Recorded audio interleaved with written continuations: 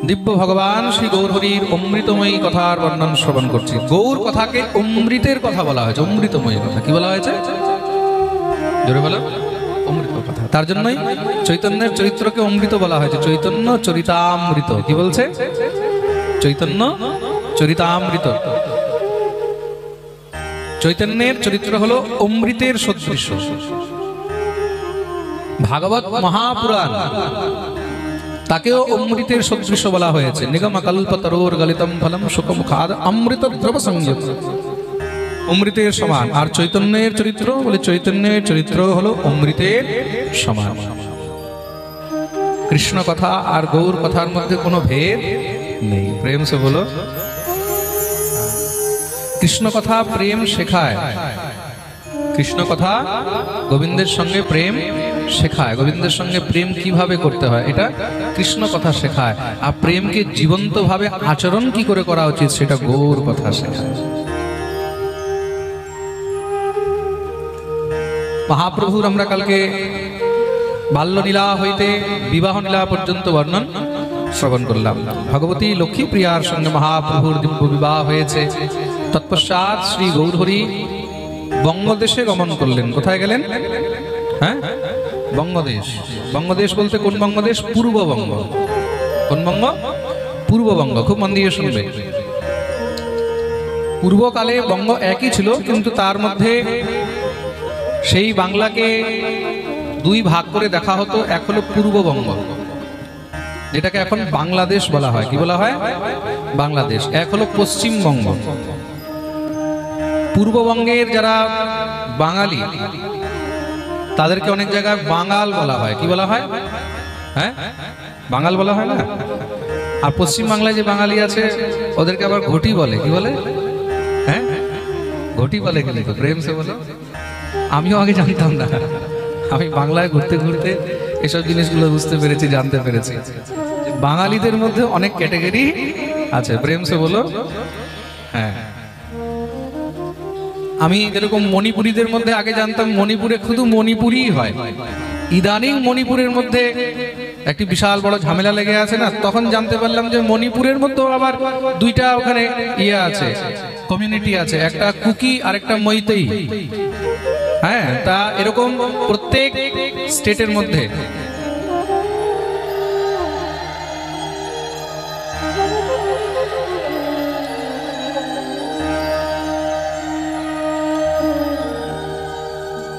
প্রত্যেক স্টেটের মধ্যেই কিন্তু এক জাতির মধ্যেও কিছু না কিছু ভিন্নতা আছে। প্রেম সে বলো।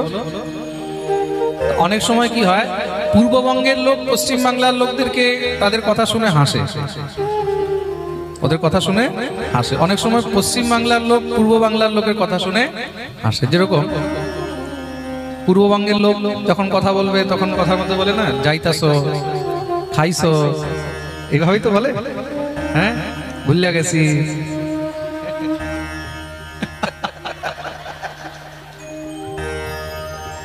আমি আস্তে আস্তে হয়ে যায়, আস্তে আস্তে অনেক শিখে যাচ্ছে। প্রেম সে বলো। আর আপনি যখন পশ্চিমবঙ্গে যাবেন তো ওইদিকেও ভাষার মধ্যে কি আছে বলে বটে, হ্যাঁ, যাবে, খাবে, এগুলো ওইখানকার ভাষার মধ্যে রয়েছে। হ্যাঁ না, আরো বেশি আপনি পুরুলিয়া, বাঁকুড়া ওইসব দিকে যাবেন তো আরো জটিল হয়ে যায় ভাষা। আমরা বলি দেখিয়ে দেবো, ওরা বলে দেখাইন দেবো। এটা ও আবার ঘটিত, তার জন্য বলছে। প্রেম সে বলো। আমাদের টিমের মধ্যে ঘটি বাঙাল সব আছে। প্রেম সে ব্রজবাসী, ঘটি বাঙাল সব ভরে রেখেছে আমি। প্রেম সে বলো। তো মহাপ্রভু যখন পূর্ববঙ্গে গেছেন, মহাপ্রভু পূর্ববঙ্গের মধ্যে পূর্ববঙ্গবাসীদের যে কথাগুলো শুনে শুনে অনেক সময় মহাপ্রভু হাসে। মহাপ্রভু অনেক সময় হাসে। বিশেষ করে যারা সিলেটি হয় না, সিলেটিদের কথাগুলো ওগুলো দেখবে আরেকটু, হ্যাঁ, একটু ক্রিটিক্যাল টাইপের হয়। হ্যাঁ, বেশি মাত মাতিয়েন না তো বলে না, সিলেটি মাত মাতাচ্ছে বলে না। এখানে তো সিলেটের অনেক আছে। কে কে আছে সিলেটের? হাতে করে কথা। ওরে বাপরে। প্রেম সে বলো। আচ্ছা, অনেকে হবে মহারাজি কি করে জানে? আমি সিলেট গেছিলাম পাঠ করতে, তা সিলেটের মধ্যে কিছু এরকম টাইপেরই কথা বলে। হ্যাঁ, সিলেটের কথাগুলো শুনতে খুব মজা। শ্রীহট্টের কথা না, সিলেটের মহাপ্রভুর পৈতৃক জন্মভূমি। তো অনেকে যখন এইভাবে কথা বলে তখন মহাপ্রভু তাদেরকে দেখে হাসে, ওই কথাগুলোকে শুনে মহাপ্রভু মজা করে। লেখা আছে গ্রন্থের মধ্যে এরকম, মহাপ্রভু অনেক সময় মজা করেন। তো সবাই তখন মহাপ্রভুকে কি বলছে, আপনি যে আমাদের ভাষা শুনে আমাদের কথা শুনে এইভাবে হাসছেন গৌরহরি, মনে রাখবেন আপনার বাপ ঠাকুর দাদাও এই পূর্ববঙ্গের লোক, এই সিলেটের লোক, এই শ্রীহট্টের লোক। প্রেম সে বলো। মহাপ্রভু এইভাবে পূর্ববঙ্গের মধ্যে দিব্য আনন্দ করে চলছেন।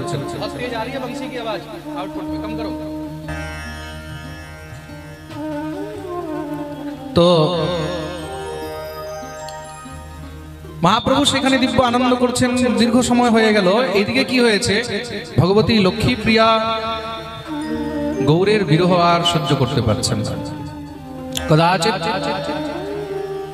প্রসঙ্গত এইভাবে যে লক্ষ্মী প্রিয়াকে সর্পদংশন করেছে, আর সেই সর্পদংশনে ভগবতী লক্ষ্মী প্রিয়া দেবীর দেহাবসান হলো, তিনি দেহত্যাগ করলেন। কিন্তু আসলে সেটা সর্প নয়। আমাদের বৈষ্ণবাচার্যগণ টিকা ব্যাখ্যার মধ্যে বলছেন সেটি কি সর্প, বলে বিরহ সর্প। সেটা কি? বিরহ সর্প, গৌরের বিরহ সর্প।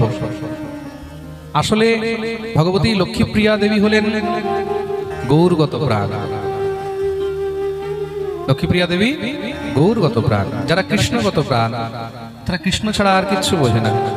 2 দিনের জন্য যদি ঠাকুর দূরে চলে যায়, প্রেমের প্রেমাস্পদ কি, সেখানে যদি 2 দিনের জন্য বিরহ হয় তখন সেখানেও আর সহ্য হয় না। তো গোপীগণ এটাই তো বলছেন গোবিন্দকে।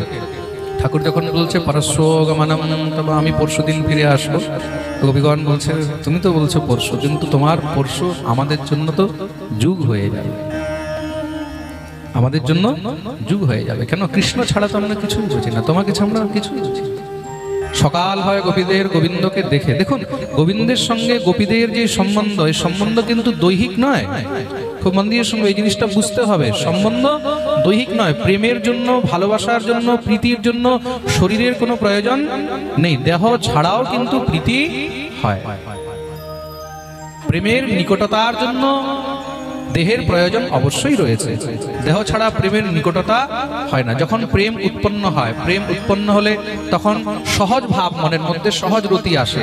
কি বলে, আমি যদি একবার সেই গোবিন্দকে আলিঙ্গন করতে পারি, তাই তো। তা প্রীতি আপনি আপ স্ফুরিত হয়, সেটা হলো পরের বিষয়। কিন্তু যেখানে নিষ্কপট প্রেম, নিশ্চল প্রেম, যেখানে প্রেমের মধ্যে কোনো স্বার্থ নেই, সেখানে যদি সামনে ঠাকুরকে নাও দেখে, গোবিন্দকে যদি সেখানে নাও দেখে, কাছে যদি নাও পায়, শুধু দূর থেকে দর্শন করলেও কিন্তু মনে শান্তি হয়। প্রেম সে বলো, শুধু একবার যেন দেখতে পাই। তো গোপীরা কি গোবিন্দকে দেখতে চায়। আকশন্নতাম ফলমিদম না পরম বিদামহ। সকাল হয় গোবিন্দকে দেখে, বিকেল হয় গোবিন্দকে দেখে, রাত হয় গোবিন্দকে দেখে, দেখেই কিন্তু মনের মধ্যে শান্তি চলে আসে। বলে না, আমাদের গোবিন্দ আমাদের কাছে আছে, পাশে আছে। তার পরের বিষয়টা পরে। গোপীগণ চাইছেন যে এটা আরো নিকটস্থ কি করে হয়, আরো কাছে গোবিন্দকে কি করে পাই। তা আরো কাছে পেতে হলে তখন প্রতিরূপে পেতে হবে। আরো কাছে পেতে হলে প্রতিরূপে পেতে হবে। তা প্রতিরূপে পাওয়ার জন্য তারা কি করছেন? প্রতিরূপে পাওয়ার জন্য মা ভগবতী কাত্যায়নীর পুজো করছেন। আর এটা বাস্তবিক কথা। একটা স্বামী স্ত্রীর মধ্যে, পতি পত্নীর মধ্যে যতটা নিকটতা থাকে, ততটা নিকটতা অন্য কোনো সম্বন্ধে হয় না। হয় কি? কখনো সম্বন্ধ। তার জন্য এই সংসারের মধ্যে সব থেকে নিকটস্থ সম্বন্ধ হলো স্বামী স্ত্রীর সম্বন্ধ, পতি পত্নীর সম্বন্ধ। তা গোপীগণ নিশ্চয়ই গোবিন্দকে প্রতিরূপে পেতে চেয়েছেন, এটার মধ্যে কোনো সংশয় নেই। নন্দ গোপ সুতম দেবী পতিমে গুরুতে নমঃ। কেন? প্রতিরূপে যখন পাবো, গোবিন্দকে যখন সর্বস্ব সমর্পণ করেছে, তখন সেখানে আর কোনো সংকোচ থাকে না, সেখানে কোনো সংকোচ থাকে না। তো ভগবতী লক্ষ্মীপ্রিয়াকে, লক্ষ্মীপ্রিয়া কোনো সাধারণ নয়, শুধু গৌর পত্নী নয়, তিনি জন্ম জন্মান্তরের হরিপত্নী। ভগবতী গৌর গণোদ্দেশ্য দীপিকা গ্রন্থের মধ্যে লক্ষ্মীপ্রিয়া দেবীর বিষয়ে বর্ণন রয়েছে। লক্ষ্মীপ্রিয়াকে সাক্ষাৎ ভগবতী রুক্মিণী, লক্ষ্মীপ্রিয়াকে সাক্ষাৎ ভগবতী রুক্মিণী দেবী। তার ভগবতী রুক্মিণী মানে কে? লক্ষ্মী। রুক্মিণী মানে কে? লক্ষ্মী। তা লক্ষ্মী কি নারায়ণকে ছেড়ে থাকতে পারে? লক্ষ্মী গোবিন্দকে ছেড়ে থাকতে পারে? ভগবান কৃষ্ণ রূপে অবতীর্ণ হয়েছেন। তা কৃষ্ণ তো কার? কৃষ্ণ হলো রাধার। কৃষ্ণ হলো, হ্যাঁ জোরে বলো, রাধার। তো কোথাও দেখেছো কৃষ্ণ রুক্মিণীর বিগ্রহ? দেখেছো কোথাও? যেখানে যাও গোবিন্দের সঙ্গে কার বিগ্রহ? রাধার বিগ্রহ। তো রুক্মিণীর তো নেই। কিন্তু বাস্তবে গোবিন্দের নিকটতা কে বেশি পেয়েছে, রাধারানী না রুক্মিণী? জোরে বলো। ভগবান শ্রীকৃষ্ণ এই ধরাধামের মধ্যে, এই ভূমণ্ডলের মধ্যে 125 বৎসর প্রায় ছিলেন। কত বছর? 125 বৎসর। তার মধ্যে রাধারানীর সঙ্গে বিয়োগ ছিল 100 বছরের। কত বছরের? জোরে বলো। 100 বছর। এই 25 বছরের পর থেকে দ্বারকা আনিলা। তার মানে কি ভগবতী এই যে 100 বছরের গ্যাপ, এই 100 বছরের গ্যাপটাকে গোবিন্দকে কে পেয়েছে কাছে? হ্যাঁ, কে পেয়েছে? রুক্মিণী। বলিয়ে রুক্মিণী মহারানী কি। কার সঙ্গে যদি নিকটতা হয়, তার মানে তার সঙ্গে পূর্বজন্মের নিশ্চয়ই কিছু না কিছু আমাদের সংযোগ রয়েছে। সংযোগ ছাড়া নিকটতা কখনো হয় না। তো ভগবতী লক্ষ্মী প্রিয়ার সঙ্গে গৌরহরির বিবাহ কেন হয়েছে? কেন কি পূর্ব জন্মের সম্পর্ক। এটা এই জন্মের নয়, জন্ম জন্মান্তরের সম্পর্ক। তা গৌরকে ছেড়ে লক্ষ্মী থাকে কি করে? গৌর বিরহে ভগবতী লক্ষ্মী প্রিয়া নিজের দেহ ত্যাগ করলেন। আর তখনকার সময় তো ফোনের সিস্টেম ছিল না যে ফোন করে দিলে যে দেখো দেহ ত্যাগ করেছে চলে আসলো, বা চিঠি লিখে দিলে সেই কোথায় পূর্ববঙ্গ, কোথায় নবদ্বীপ, গৌরহরির কাছে খবর পৌঁছায় না। লক্ষ্মীপ্রিয়ার দেহত্যাগ হয়েছে। ভগবতী সচিমাতা আরো ভেঙে পড়েছেন। কেন? গৃহবধূর দেহ অবসান, স্বামীর দেহ অবসান, বড় পুত্র সন্ন্যাস নিয়েছে, ছোট পুত্র এই ঘরে নেই। নিমাই এখন কোথায় আছে? পূর্ববঙ্গে। তা সেই সচী মায়ের উপরে কেমন কষ্ট এসেছে। শ্রী গৌরহরি পূর্ববঙ্গের সমস্ত সব ভক্তদেরকে আনন্দ দিতে দিতে হঠাৎ কেন জানি মনে উদাসীনতা আসছে, কিছু ভালো লাগছে না। দেখবেন আমি প্রথম দিন পাঠে বলেছিলাম না, আমাদের গুরু তিন প্রকার, দীক্ষা গুরু, শিক্ষা গুরু, আর এগুলো চত্বগুরু। চত্বগুরু মানে যে আমাদের চিত্তের মধ্যে আছে। অনেক সময় দেখবে যদি কোনো অঘটন হয়, কেউ না বললেও দেখবে ভিতর থেকে কেন জানি সেটা ফিল হয়, হয় না? ভিতর থেকেই বোঝা যায়, এরকম মনে হয় বোধহয় কিছু একটা ঘটনা হয়েছে। আপনি বাইরে আছেন, ঘরে কোনো ঘটনা হয়ে গেছে, দেখবেন ভিতর থেকেই আপনি সেটা একটা ফিল পাবেন, মনে হবে যে কিছু হয়েছে। এরকম কিছু না কিছু লক্ষণ আপনি পাবেন। তা যিনি সাক্ষাৎ স্বয়ং শ্রীহরি, তিনি কি জানেন না? তিনি নিশ্চয়ই জানেন, কিন্তু লীলা ছলনায় তিনি এটা কাউকে বলছেন না। কিন্তু মনে মনে মহাপ্রভু আর সে আনন্দ পাচ্ছেন না। সবার সঙ্গে দিব্য শাস্ত্র চর্চা হচ্ছে, সবার সঙ্গে গ্রন্থ ইত্যাদি নিয়ে কথা চলছে, ব্যাকরণ নিয়ে কথা চলছে, সবার সঙ্গে বসে আছেন, আনন্দ করছেন, গঙ্গা স্নান করছে। কিন্তু সেই আনন্দের মধ্যেও কিছু জানি একটা কোনো জিনিস মনে হচ্ছে হারিয়ে গেছে, ভালো লাগছে। গৌরহরি বললেন, এবার আমি চলছি। দীর্ঘদিন হয়েছে নবদ্বীপ থেকে আসা হয়েছে। মহাপ্রভু আর দেরি করলেন না। মহাপ্রভু অল্প সময়ের মধ্যেই নবদ্বীপ ফিরে চলে আসে। মহাপ্রভু যখন নবদ্বীপ এসেছেন, গৌরহরি এই তো সবেই এসেছেন, গৌরহরি যেন বুঝতে না পারে, তার জন্য মা ভগবতী সচিরানী কিছু বলেন। গৌরহরি আসলেন, গৃহে এসেছে, সবাই শুনেছে গৌরহরি এসেছে। আস্তে আস্তে ভিড় লাগা আরম্ভ হয়েছে। মাকে প্রণাম করলেন, প্রণাম করে স্নান ইত্যাদি করে মাকে বলছেন, মা কি ব্যাপার, তোমার গৃহবধূকে দেখতে পাচ্ছি না, লক্ষ্মী কোথায়? যখনই জিজ্ঞাসা করলেন লক্ষ্মী কোথায়, ভগবতী সচিমাতা ঝরঝর করে কাঁদতে লেগেছে। কি হয়েছে মা, বলবে তো? কোথায় লক্ষ্মী, কোথায়? গৌর, তুমি যাওয়ার পরে তোমার বিরহ লক্ষ্মী সহ্য করতে পারেনি, তাহলে বলে সে গঙ্গা লাভ করেছে, সে গঙ্গা লাভ করেছে, মুক্তি প্রাপ্ত করেছে। মহাপ্রভু কিছুক্ষণের জন্য মাথা নিচের দিকে করে পৃথিবীর দিকে তাকিয়ে রইলেন, কিন্তু মহাপ্রভু কাঁদেন। কেন? हानि लाभ जीवन मरण यश अपयश विधि हार। এই সংসারের মধ্যে জন্ম মৃত্যু লাভ হানি এগুলো সব বিধাতার হাতে। দেখুন এই সংসারে আমরা অনেক সময় চাই যেন এই কাজটা এইভাবে হোক, এটা এইভাবে হোক, কিন্তু সবসময় আমাদের মন মতন সবকিছু হয় না, মন মতন সবকিছু পাই না। হয় কি? পাই কি? কখনো সম্ভব নয়। আমরা চাচ্ছি যেন আমাদের সঙ্গে সবসময় ভালোই হোক, ভালোই হোক। কেউ চায় আমার সঙ্গে খারাপ হোক? চায় কি? কেউ চায় না। তাও তো আমাদের সঙ্গে খারাপ হচ্ছে, হচ্ছে কি না? তদ্রূপ এটা মনে রাখবে, যদি আমাদের সঙ্গে কিছু খারাপ হয়েছে তার মানে ভালো হবে। সব আমাদের বিধির বিধানের মধ্যে নিহিত রয়েছে, লেখা রয়েছে। আপনাদেরকে খুব সুন্দর কথা বলি, সবাই এই প্রসঙ্গটা খুব মন দিয়ে শুনবে। রামায়ণের মধ্যে এক জায়গায় গুরু বশিষ্ঠের কাছে শ্রী ভরতজি মহারাজ গেছেন। বশিষ্ঠকে সূর্যবংশীদের গুরুদেব, দশরথের গুরু, দশরথের বাবারও গুরু, তারও বাবার গুরু, তারও বাবার গুরু, তারও বাবার গুরু, শ্রী রামচন্দ্র, ভরত, লক্ষ্মণ, শত্রুঘ্ন তাদেরও গুরু। দেখুন জীবনে যখন কোনো কষ্ট হয়, যখন মনের মধ্যে কোনো সংশয় হয়, যখন দেখবে তুমি দুবিধার মধ্যে আছো, তখন তোমার সমস্ত সব সংশয়, সমস্ত সব সমস্যার সমাধান, সলিউশন একমাত্র হলেন গুরুদেব। মনে রাখবেন, গুরু ইজ এভরিথিং। গুরু হলেন সর্বস্ব, গুরু হলেন সর্বস্ব। যদি তেমন গুরু হয়, আপনার জীবনের মধ্যে যত সমস্যা আছে প্রত্যেক সমস্যা থেকে যদি কেউ আপনাকে বের করতে পারে, তিনি হলেন গুরুদেব। তার জন্য গুরুর কাছে সবসময় সারেন্ডার হয়ে থাকতে হয়, সমর্পণ হয়ে থাকতে হয়।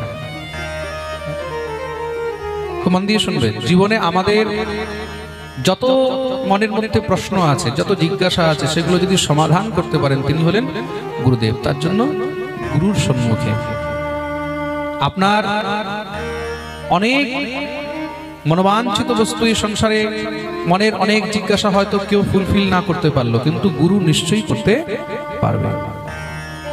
তার জন্য জীবনে গুরুর অনেক বিশেষ প্রাসঙ্গিকতা রয়েছে। দেখুন দশরথের মনে কষ্ট হয়েছে, তা দশরথ কার কাছে গেছেন? শ্বশুরের কাছে গেছেন? শাশুড়ির কাছে গেছেন? শালার কাছে গেছেন? না বন্ধু বান্ধবদের কাছে গেছেন? কার কাছে গেছেন? গুরু গৃহ গয়ৌ তুরত মহিপালা, চরণ লাগি করি বিনয় বিশাল। গুরু গৃহ গয়ৌ তুরত মহিপালা, গুরুর কাছে গেছেন। কেন? বলে একবার ভূপতি মন মাহি, ভাই গ্লানি মোরে সুত নাহি। মনে খুব দুঃখ হচ্ছে, কষ্ট হচ্ছে। কি বলে? আমার তিন রানী থাকতে কোনো সন্তান নেই। তার জন্য কার কাছে গেলেন? গুরুর কাছে। কেন? বিকজ হি নোজ গুরুদেব ইজ এভরিথিং। গুরুদেবের কাছে সেই সামর্থ্য আছে, সেই পাওয়ার আছে, তিনি আমার মনের সংশয়কে দূর করতে পারবেন, আমার সমস্যা সমাধান করতে পারবেন। তার জন্যই আমি সবসময় বলি, জীবনে গুরু এমন বানানো উচিত যে গুরুর কাছে গিয়ে আমরা 2 মিনিট যেন বসতে পারি, যে গুরুর কাছে গিয়ে আমরা মনের 2টি কথা বলতে পারি। প্রেম সে বলো। আমার কাছে এখানে হোজায় অনেক ভক্তরা আসে। একজন ভক্ত, আমি নাম নিচ্ছি না, এখন সামনে আমাদের দাঁড়িয়ে আছে, আমার কাছে কোনো কিছু জিজ্ঞাসা করছিলেন। বললাম তুমি একটা কাজ করো, আমাকে জিজ্ঞাসা না করে তোমার গুরুদেবকে জিজ্ঞাসা করো। তা আমাকে বলছে, বাবা আপনার কাছে তো আমি কথা বলতে পারছি, কিন্তু আমার গুরুদেবের কাছে তো আমি কথাও বলতে পারি না। ওনার কাছে যাওয়ারই আমরা চান্স পাই না। ওনার কাছে আমরা 1 মিনিট যে বসবো সেই টাইমই দেয় না। উনি তো আমাদের কারোর কথাই শোনে না। দেখুন তার জন্য আমি বলি না, জীবনে সদ্গুরু আর মনের মতন গুরু পাওয়াও কিন্তু অনেক কঠিন। আচ্ছা, আরো বড় আশ্চর্যের কথা, আমি তো এখন দীক্ষা দেওয়া প্রায় বন্ধই করে দিয়েছি। 99% দীক্ষা দেওয়া বন্ধ করে দিয়েছি, 1% কিছু দিই, আরো বন্ধ করে দিচ্ছি। কেন? যত শিষ্য আছে ওইগুলোকে যদি টাইম দিতে পারি, এটাই আমার জন্য অনেক। অনেক বেশি সন্তান হয়ে গেলে না, তখন তাদেরকে সময়ও দেওয়া যায় না। প্রেম সে বলো। দেখো যখন কেউ দীক্ষা গ্রহণ করে তখন সে এই আশা নিয়েই করে যেন আমি গুরুদেবের কাছে দুটি কথা বলতে পারি, কিন্তু গুরুদেবের কাছে যদি না বলতে পারে কার কাছে বলবে? দ্বিতীয়ত আর কোনো জায়গা নেই, কোথায় বলবে? তুমি সংসারে নিজের কোনো কথা যদি কারোর কাছে বলো, মনে রাখবে সেই কথা কখনো গোপন থাকে না। তুমি যার কাছেই বলো, স্ত্রীর কাছে বলো, তুমি স্বামীর কাছে বলো, তুমি স্ত্রীর কাছে বলো, স্বামীর কাছে বলো, তুমি ভাইয়ের কাছে বলো, শ্বশুর বাড়িতে বলো, যেই দিন তোমার ঝগড়া হবে সেদিন দেখবে সেই সব কথা 10 জনকে সব চারদিকে কিন্তু পৌঁছে গেছে। তাই তো? এটাই তো হয়, বাস্তবিকতা বলছি আপনাদেরকে। হ্যাঁ, আপনি ভাবছেন এই সংসারের মধ্যে আমি স্ত্রীকে বললাম, স্ত্রী বলবে? আপনি স্ত্রীকে কি কথা বলেছেন, স্ত্রী কোন সময় কথাগুলোকে রেকর্ড করে পুরো দুনিয়ার মধ্যে দিয়ে দিচ্ছে, এটা আপনি বুঝতে পারলেন না। আপনি কি কথা বলেছেন ওইগুলো পুরো আপনার ঘর 14 গোষ্ঠীর মধ্যে চলে গেছে। প্রেম সে বলো। কিন্তু একমাত্র প্রয়চ্ছতি গুরুহু পীত, গুরুদেবই এমন যেখানে নিজের মনের কথা বলা যায়, যদি সদ্গুরু হয়, যদি সদ্গুরু হয়। তার জন্য প্রথম তো লোভী গুরু বানাতে নেই। যেই গুরু লোভী হয়, যে কথায় কথায় অর্থ নিয়ে কথা বলে, আমাকে এটা দেবে, ওইটা দেবে, আমার জন্য এই নিয়ে আসবে, ওই নিয়ে আসবে, এত দক্ষিণা দেবে, যেই গুরু সবসময় চাইতে থাকে, ডিমান্ড করতে থাকে, লোভী গুরু বানাতে নেই। কেন? লোভ কিন্তু বহুত খারাপ জিনিস। লোভী মানে স্বার্থী, আর যে স্বার্থী হয় তার স্বার্থে আঘাত লাগলে কিন্তু সেও তোমাকে একদিন আঘাত করবে। কেন? গুরুর না সস্যাৎ স্বজনও না সস্যাৎ পিতা না সস্যাৎ জননী না সস্যাৎ। গুরু এমন করবে যেই গুরুর মধ্যে কোনো লোভ নেই, যার কাছে তোমার কাছে চাইবার জন্য কিছুই নেই। প্রেম সে বলো। হ্যাঁ, এরকম গুরু করে লাভ আছে। কেন? আমি তাদের জন্য বলছি যারা এখনো পর্যন্ত গুরু করেনি, যখন করবে অনেক ভেবে চিনতে এমন গুরুই করবে। প্রেম সে বলো, ভেবে চিন্তে করবে। যারা লাইভ শুনছে তারাও শুনে নাও। অনেকে আমার কাছে আসে, বা অনেকে হয়তো আসতে পারে যে মহারাজজি আমরা আপনাকে গুরু বানাবো, দয়া করে কেউ আমার কাছে আসবে না, আমার দীক্ষা দেওয়ার কোনো ইচ্ছা নেই। আমি এটা 1000 বার পাঠের মধ্যে বলি। হ্যাঁ, ইনকেস হয়তো কখনো কখনো কোথাও আগে দিয়ে দিলাম, কিন্তু আমি এখন থেকেই কেন মানা করি, তাতে যেন ভিড় কম হয়। দয়া করে কেউ আসবে না। মিনিমাম এই পৃথিবীর মধ্যে লাখ লাখ কোটি কোটি গুরু আছে, যেখানে খুঁজবে মনের মতন পাবে সেখানে গুরু করবে। আমাকে একদম লিস্ট থেকে বাইরে রাখবে। হ্যাঁ, আমি তার জন্য এই কথাগুলোকে আরো ভালো করে বলতে পারবো। প্রেম সে বলো, বেশি শিষ্য হয়ে গেলে তখন আমাকেও বলতে সমস্যা হবে। বাস্তবিক কথা বলছি। গুরু কর্ণধারম। দশরথ কোথায় গেছেন? গুরুর কাছে। রামের মনে সংশয় হয়েছে, রাম কোথায় গেছেন? গুরুর কাছে। ভরতের মনে সংশয় হয়েছে, ভরত কোথায় গেলেন? গুরুর কাছে। গুরু বশিষ্ঠের কাছে গিয়ে জিজ্ঞাসা করছেন, প্রভু একটি কথা বলুন। এটা মানে অনেক সময় পরের কথা, যখন রামের বনবাস ইত্যাদি এগুলো সব হয়েছে, পিতার মৃত্যু হয়েছে। বিসিল আসছে, এদিকে ধ্যান দাও।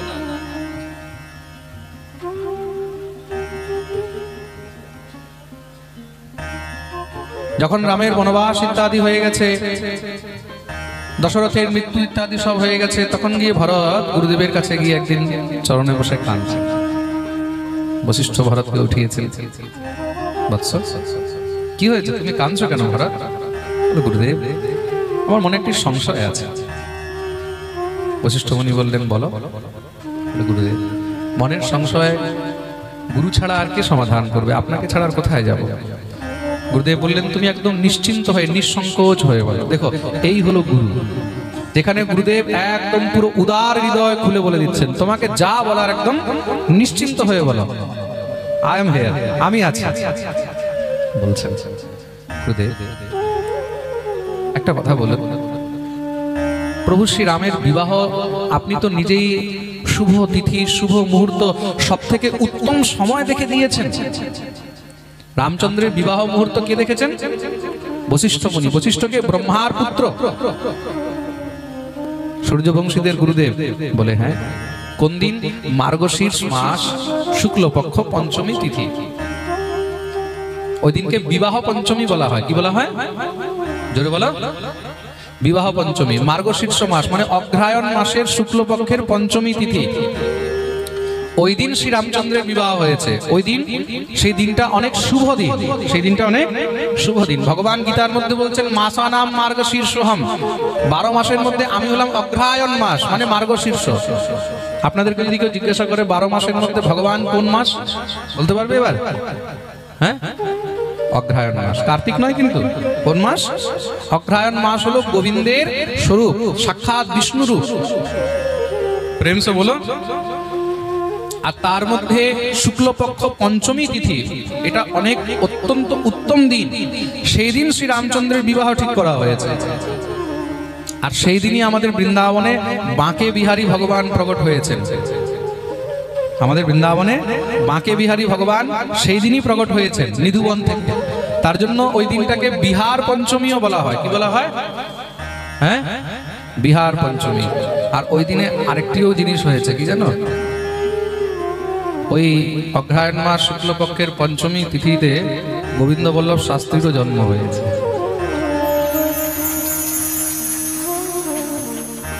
জন্ম তো ভগবান খুব খুঁজে পেয়েছে, একটা ভালো দিনে দিয়েছে। প্রেম সে বলো। এটা তো বোঝা যায় যে ভগবান কিছু না কিছু ভেবে ভালো দিনে কিছু না কিছু করে। তা আমি নিজেকে সৌভাগ্যবান মনে করি যে ওই দিনে জন্ম নিয়েছে। কিন্তু এখানে ভরত বলছেন এত শুভ তিথিতে প্রভুর বিবাহ ঠিক হলো। আর জীবনে কি প্রভু বিবাহ সুখ পেলেন? বলো, শ্রী রামচন্দ্র জীবনে বিবাহ সুখ পেয়েছে? বিয়ের পর থেকেই শ্রী রামচন্দ্রের কিছু না কিছু সমস্যা চলছে।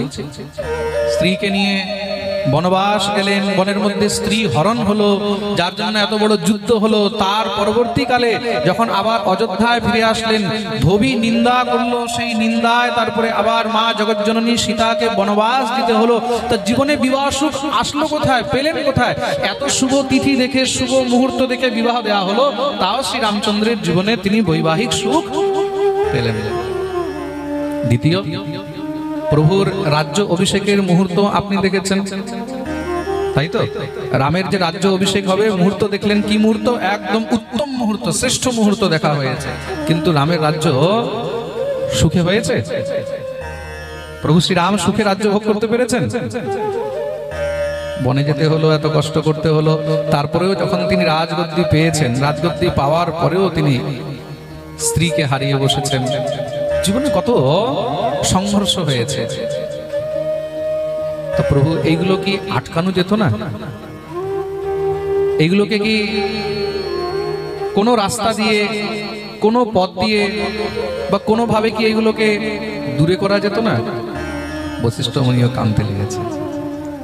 ভরত কাঁদছে, বশিষ্ঠ মুনিও কেঁদে উত্তর দিচ্ছেন, सुनहु भरत भावी प्रबल, बिलख कहो मुनिनाथ, हानि लाभ जीवन मरण, यश अपयश विधिहा। सुनहु भरत भावी प्रबल। भरत खूब मन दिए सुनबे, विधिर विधान हलो प्रबल। এই সংসারে বিধির বিধান হলো প্রবল। বিলাখি কহেও মুনিনাথ, বিলাখি কেঁদে। বশিষ্ঠ মুনি কাঁদছেন এই কথা বলতে বলতে, কেঁদে ভরতকে বলছেন, ভরত, বিধির বিধান হলো সব থেকে প্রবল। তার জন্য মনে রাখবে, জীবনে হানি লাভ, জীবন মরণ, জন্ম মৃত্যু, লাভ হানি, যশ অপযশ, এগুলো সব বিধি হাত, সব বিধাতার হাতে আছে। जो विधाता ने लिख दिया छठी रात के अंक, যা আমাদের জন্য বিধাতা লিখে দিয়েছে না জন্মের পরে, সেটা এই সংসারের মধ্যে কেউ টলাতে পারবে না। আমরা তো শুধু মিথ্যা প্রকল্প করছি, আমরা শুধু মিথ্যা কান্না, মিথ্যা দুঃখ প্রকাশ করি যে আমার সঙ্গে এই হয়ে গেল, ওই হয়ে গেল। জীবনে তুমি যদি যশ পাচ্ছ, এটাও বিধাতার কৃপা। বিধাতা তোমার বিধির মধ্যে লিখে রেখেছে, বিধির বিধানে লেখা আছে তুমি যশ পাবে। যদি তুমি নিন্দা পাচ্ছ, অপযশ পাচ্ছ, তাহলে সেটাও বিধির বিধানে লেখা আছে। যদি তোমার লাভ হলো, এটাও বিধির বিধানে লেখা আছে। আর যদি হানি হলো, সেটাও তোমার বিধির বিধানে লেখা আছে। জন্ম থেকে নিয়ে মৃত্যু পর্যন্ত এগুলো সব বিধাতার হাতে। আমরা তো শুধু হলাম পুতুল, নিজের কর্ম করে চলছি। কি করে চলছি? আর আমাদেরকে কর্মই করা উচিত। প্রেম সে বলো। আরে বলো না। তার জন্য জীবনে কোনো সময় এই অভিমান করবে না যে আমি করেছি, আজকে যা কিছু পেয়েছি এগুলো সব আমার জন্য পেয়েছি, এটা ভাবলেই অভিমান হয়ে যাবে। আর যেদিন সেগুলো হারাবে, যেদিন সেগুলো চলে যাবে, সেদিন কি হবে? কষ্ট হবে, দুঃখ হবে। কিন্তু যদি তুমি এটা মেনে চলো, যা পেয়েছি সব গোবিন্দের কৃপা, আর হারিয়ে গেলে বলে আমার কি গেল ভাই,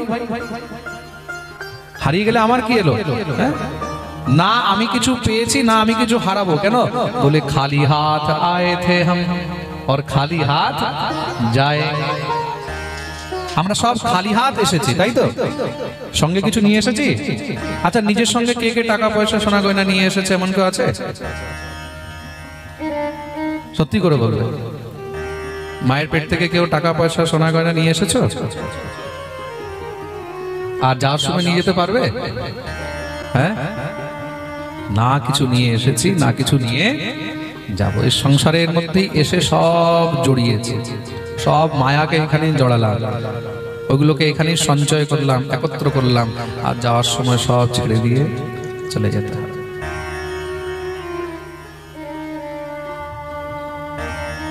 প্রেম সে বলো। এই সংসারের মধ্যে মনে রাখবে, কেউ না কিছু নিয়ে এসেছে, না কিছু নিয়ে যেতে পারবে। এসেছিলাম, আসার সময় শুধু মুঠ বেঁধে এসেছে। আসার সময় বাচ্চা যখন জন্ম নেয় তখন হাতের মুঠগুলো বাঁধা থাকে, আর যখন মৃত্যু হয় তখন কি হাতগুলো একদম খোলা থাকে, হাতগুলো খোলা থাকে। দুনিয়াকে দেখিয়ে যাচ্ছে, দেখো জীবনে এত কিছু কামালাম, এত কিছু জড়ো করলাম, ঘর বাড়ি, কোটি কোটি টাকার সম্পত্তি, সব খালি হাত যাচ্ছে। তার জন্য মনে রাখবে, এই সংসারে এসে তুমি যা কর্ম করেছো না, সেই কর্মগুলোই তোমার সঙ্গে যাবে, দ্বিতীয় আর কিচ্ছু তোমার সঙ্গে যাবে না। তা জীবনে করনি এসি কর চলো, জীবনে কর্ম কিছু এমন করো যে কর্মের জন্য সমস্ত সমাজ, সমস্ত জীব তোমাকে যেন মনে রাখে। কবিরদাস জি বলছেন না कि कबीरा जब पैदा हुए जग हंसे हम रोए, कुछ करनी ऐसी कर चलो कि हम हंसे जग रोए। कबीरा जब पैदा हुए जग हंसे हम रोए। যখন জন্ম নিয়েছি তখন সবাই হেসেছে ঘরের মধ্যে, তাই তো? হ্যাঁ, ছেলে হয়েছে, ছেলে হয়েছে, কি খুশি কি আনন্দ, মেয়ে হয়েছে, মেয়ে হয়েছে, কি খুশি কি আনন্দ। আর তখন আমি কি করছি? আমি তখন কাঁদছি, তাই তো? জন্ম নেওয়ার পরে শিশু কাঁদছে, আমি কাঁদছি, সবাই হাসছে। না কাঁদলে সবার দুঃখ হতো। কেন বলে বাচ্চাটা কাঁদছে না কেন? বাচ্চাটা কি বোবা না অসুস্থ, কি হলো, কাঁদছে না কেন? না কাঁদলে ডাক্তার তখন ভালো করে থাবড়ায়, কান কান থাবড়ায় কিনা? কিসের জন্য? বলে কান, এটাকে কাঁদাতে হবে। না কাঁদলে তার মানে বাচ্চার কিছু না কিছু সমস্যা আছে, প্রবলেম আছে। শিশু কাঁদছে, সবাই হাসছে, বলে কেঁদে দিয়েছে, কেঁদে দিয়েছে, তার মানে বাচ্চা ভালো আছে, সুস্থ। মনে রাখবে, যখন এসেছো তুমি কেঁদেছো, জগৎ হেসেছে। যেদিন তুমি যাবে এমন কর্ম করে যাও যেন তুমি হাসতে হাসতে যাও, আর জগৎ যেন তোমার জন্য কাঁদতে থাকে।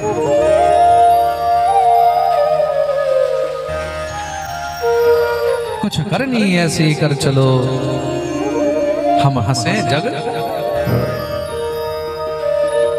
আর কিছু চাই না, প্রেম সে বলো। তার জন্য সৎকর্ম করো। কি করবে? সৎকর্ম করো।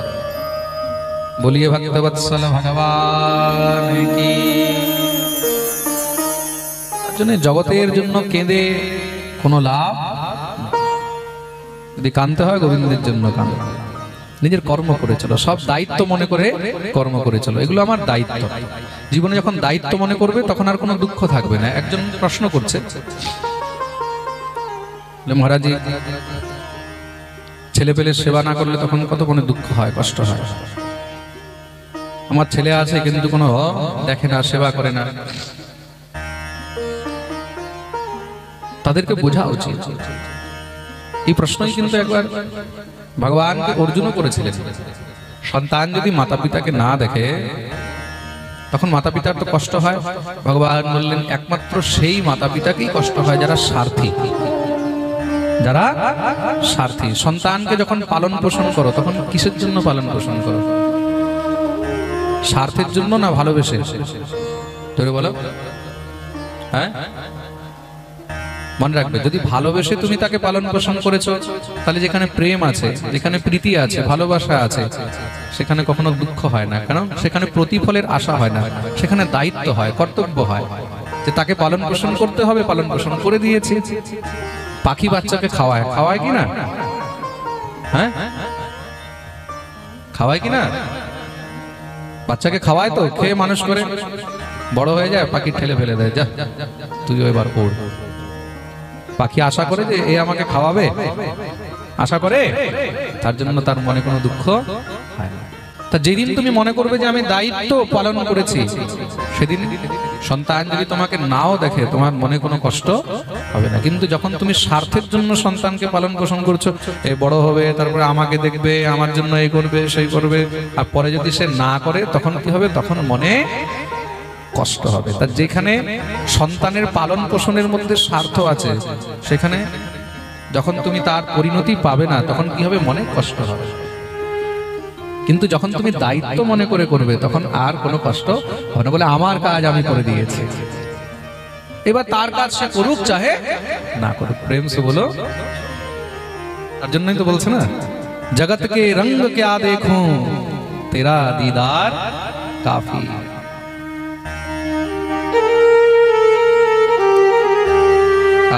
খুব সুন্দর ভাব। जगत के रंग क्या देखूं तेरा दीदार काफी है। जगत के रंग क्या देखूं तेरा दीदार काफी है। जगत के रंग क्या देखूं तेरा दीदार काफी है। जगत के रंग क्या देखूं तेरा दीदार काफी है। करूं मैं प्यार किस किस से, करूं मैं प्यार किस किस से, तेरा एक प्यार काफी है। जगत के रंग क्या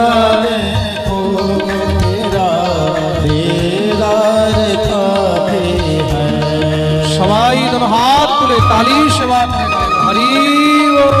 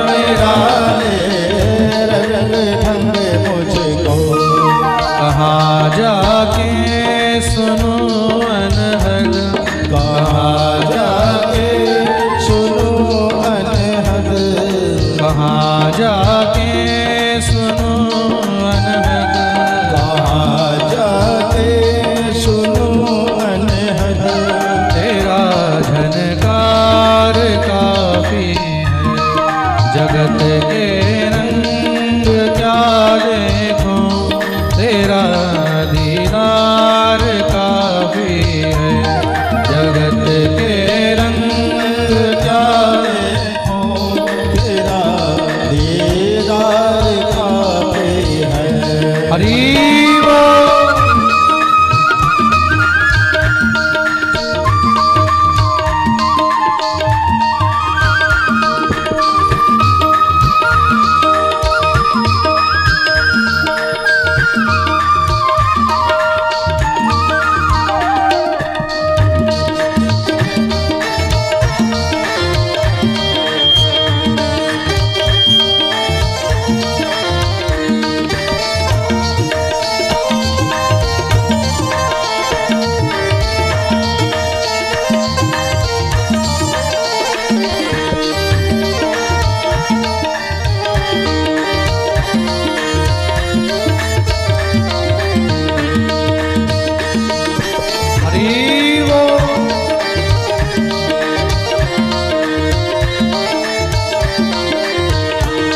जगत के रिश्तेदारों ने बिछाया जाल माया का, जगत के रिश्तेदारों ने बिछाया जाल माया का, जगत के रिश्तेदारों ने बिछाया जाल माया का।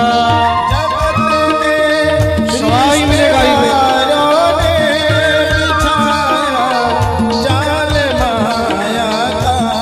बिछाया जाल माया का, बिछाया जाल माया का, तेरे भक्तों से हो प्रीति, तेरे भक्तों से हो प्रीति, तेरे भक्तों से हो प्रीति, तेरे भक्तों से हो प्रीति, यही परिवार काफी है, जगत के रंग क्या देखो, तेरा दीदार काफी है। जगत के रंग क्या देखो, तेरा दीदार काफी है।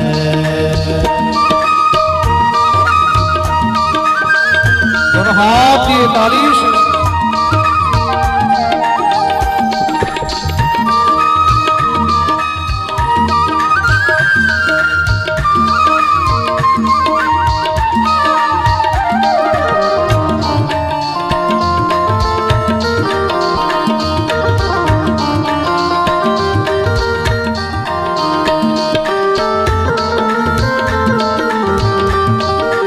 राधा रमण लाल की, वृंदावन बिहारी लाल की।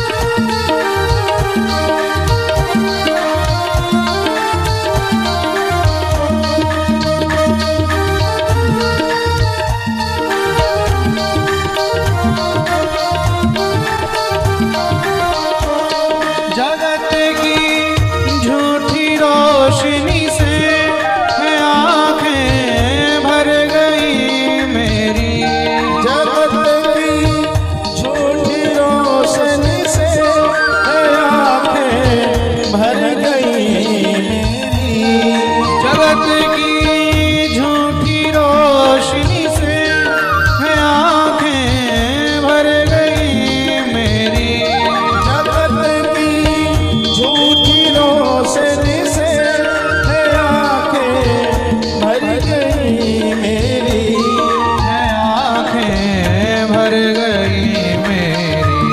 है आंखें भर गई मेरी।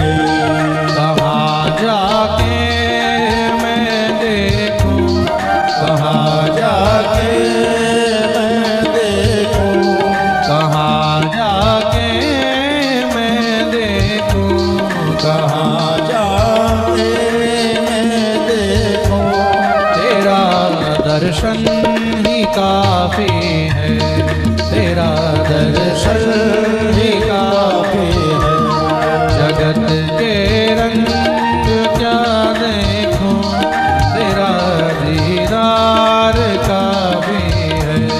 जगत के रंग क्या देखूं, तेरा सवाई मिलेगा दीदार काफी है। जगत के रंग क्या देखूं, तेरा दीदार काफी है। जगत के रंग क्या देखूं, तेरा दीदार काफी है। तेरा दीदार काफी है। तेरा दीदार काफी है। तेरा दीदार काफी है। तेरा दीदार काफी है।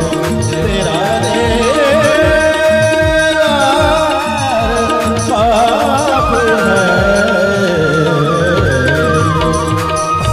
बोलिए भक्तवत्सल भगवान की जय। जय श्री রাধে। এতক্ষণ পর্যন্ত যেই তত্ত্বজ্ঞান আমরা শ্রবণ করলাম, মহাপ্রভু কিন্তু এই তত্ত্বজ্ঞান নিজের মা ভগবতী শচীকে উপদেশ করেছে। হানি লাভ জীবন মরণ যশ অপয়শ বিধিহার। মা তুমি দুঃখ করো। গৌরের নয়ন দিয়ে কিন্তু জল পড়ে, মা কাঁদছে, গৌর হরি মাকে বোঝাচ্ছেন তত্ত্বজ্ঞানে কইল শচীর দুঃখ বিমোচন। এই সংসারে সম্বন্ধ শুধু দেহের, কেউ কাউর নয়। জীব নিজের কর্মফল প্রারব্ধ ফল ভোগ করার জন্য এই সংসারে আসে।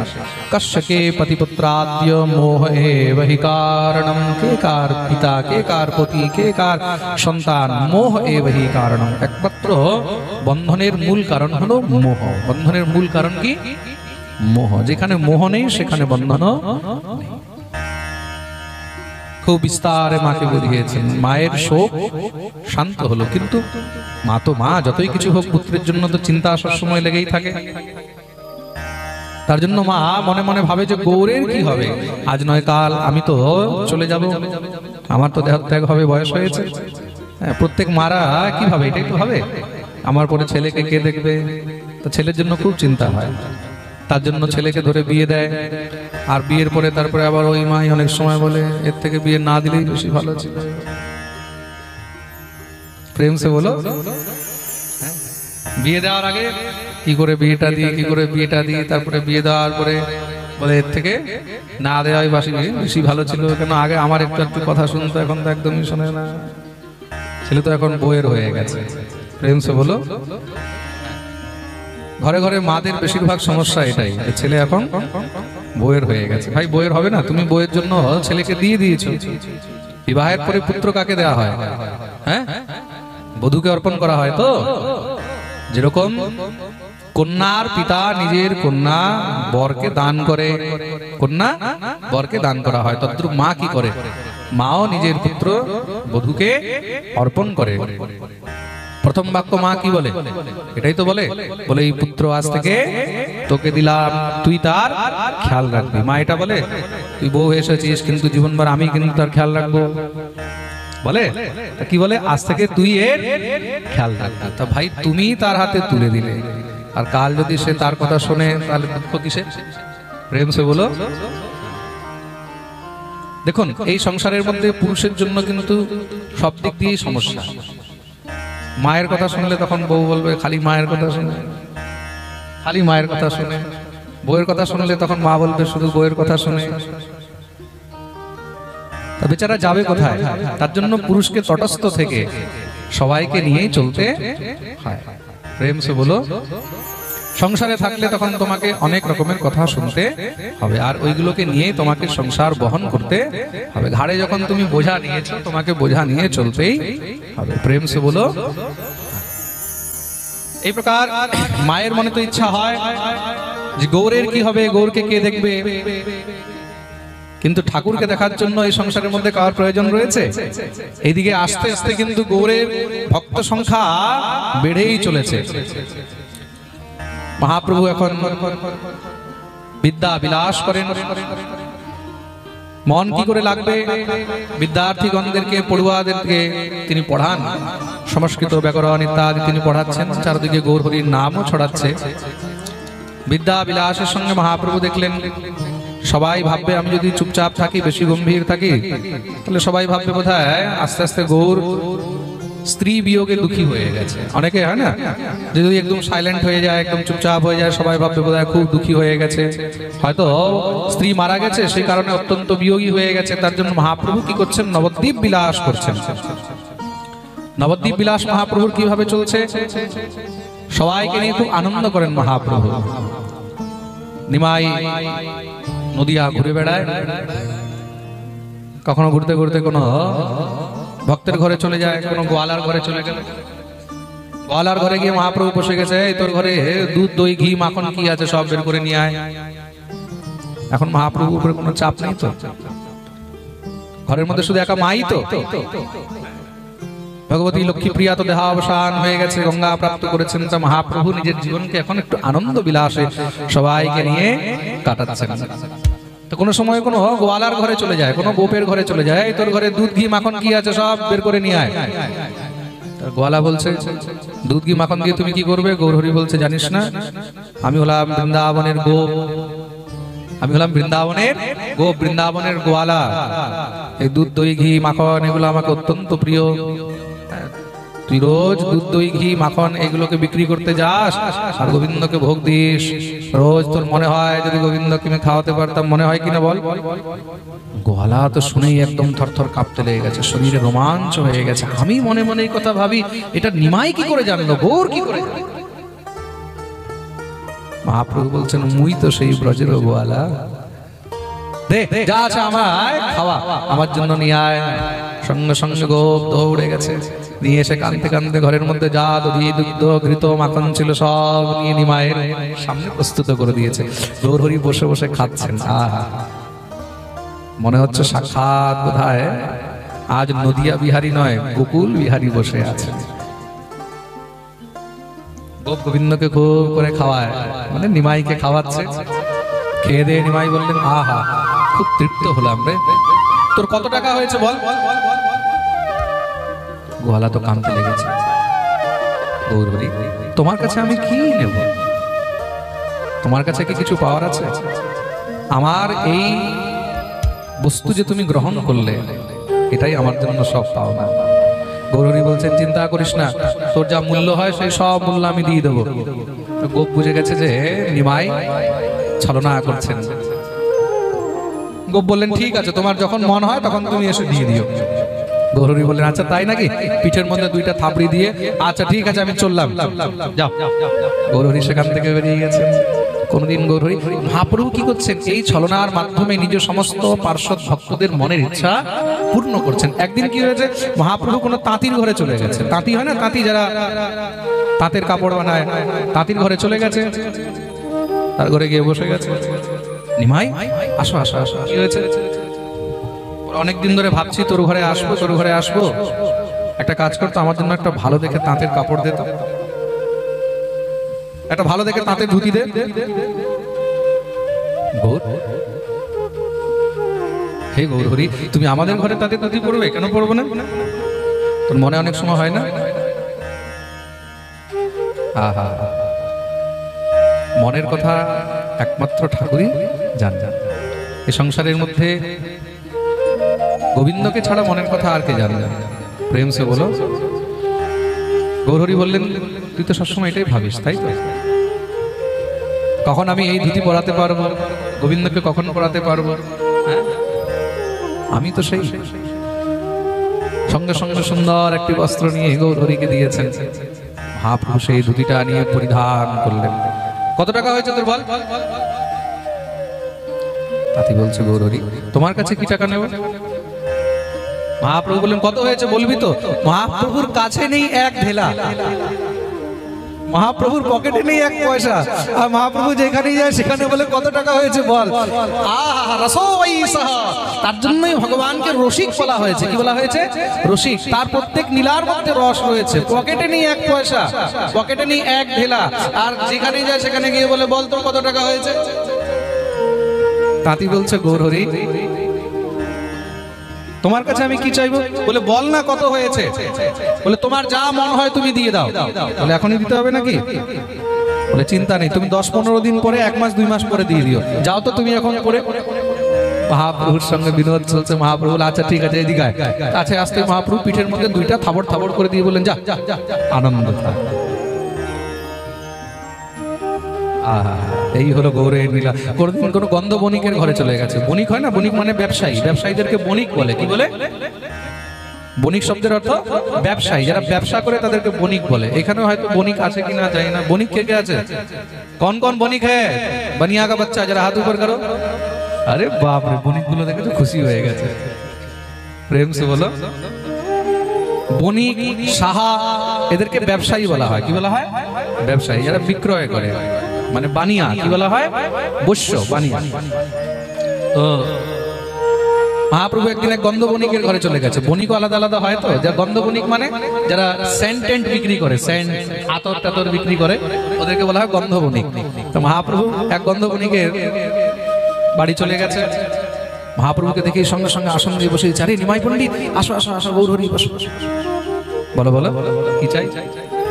তোর গন্ধের আকর্ষণে আমি আর থাকতে পারলাম না রে, তোর কাছে এসেছি, একটা ভালো দেখে আমাকে একটা আতর দিত, মানে একটা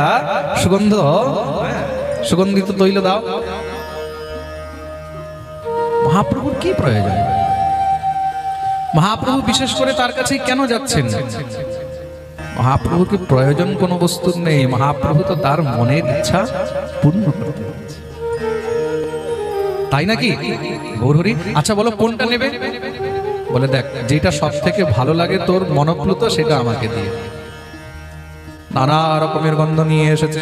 কোনোটা রজনীগন্ধা, কোনোটা বেলা, কোনোটা কেবড়া, কোনোটা গোলাপ, কোনোটা খসখস। আমাদের ঠাকুরকে আতর খুব প্রিয়। খুব মন দিয়ে শুনবে কিন্তু। ঘরের মধ্যে যদি শ্রী বিগ্রহ আছে, শ্রী বিগ্রহ সেবার নিয়ম কি? শ্রী বিগ্রহকে স্নান করাবার পরে গন্ধ দিয়ে, গন্ধানুলেপনম, গন্ধ দিয়ে লেপন করতে হয়। সুগন্ধির যে আতর হয়, এটাকে আমরা ইত্র বলি। কি বলা হয়? ইত্র। ওইটাকে আমাদের সংস্কৃতে বলা হয় গন্ধ। কি বলা হয়? গন্ধ। তার সুগন্ধির যে তৈল হয়, সেই সুগন্ধির তৈল দিয়ে ঠাকুরকে মালিশ করতে হয়। এটা হলো নিয়ম। শীতের দিনে যেগুলো একটু হেভি গন্ধ, যেগুলো একটু মানে বেশি সেন্ট, হেভি গন্ধ, যেরকম কেবড়া, এগুলো গরম হয়। খুব মন দিয়ে শুনবে, কেবড়াটা একটু গরম হয়। শীতের দিনে কেবড়া দেবে ঠাকুরকে, বেলা দিতে পারো, গোলাপ দিতে পারো। গরমের দিনে খসখস দাও, চন্দন দাও, চন্দনের ইত্র দাও। ঠাকুরকে ভালো করে মালিশ করতে হয়। আমাদের যত শ্রী বিগ্রহ আছে, প্রত্যেকটি শ্রী বিগ্রহকে বৃন্দাবনে নিত্য গন্ধ দিয়ে লেপন করা হয়। আর যখন আপনি পুজো করবেন, পুজো পদ্ধতির মধ্যেও লেখা আছে গন্ধদ্বারাম দুরাধর্ষাম নিত্যপুষ্টাং করিষিণীম ঈশ্বরীম সর্বভূতানাম তামিহোপভয়শ্রিয়ম গন্ধানুলেপনয়ামি। গন্ধ দিয়ে অনুলেপন করতে হয়। ঠাকুরকে খুব প্রিয়, তার জন্য আমরা কি করি? আমরা তো তেল মাখি কিনা গায়ের মধ্যে, তো ঠাকুরকে তো তেল দেওয়া হয় না। ঠাকুরকে কি দেওয়া হয়? গন্ধ লেপন করা হয়। প্রেম সে বলো। বলো না, বলতে নেই। আরো জোরে, আরো জোরে, সবাই তোর হাত উপরে করে জয় জয় শ্রী। গন্ধবণিকের কাছ থেকে খুব সুন্দর করে একটি গন্ধের শিশি নিয়েছেন। এবার গৌরহরি বলছেন কত টাকা হয়েছে বল। बगल में नहीं है धेला और करते हो झमेला। प्रेम से बोलो। কত টাকা হয়েছে বল। সেই একই খেলা, সেই একই নীলা। বলছে গৌরহরি তোমার কাছে কি নেবো? বলে না, তোর কত হয়েছে বল। বলে তুমি কত দেবে বলো। গৌরহরি বলছে তুই কত নিবি বল।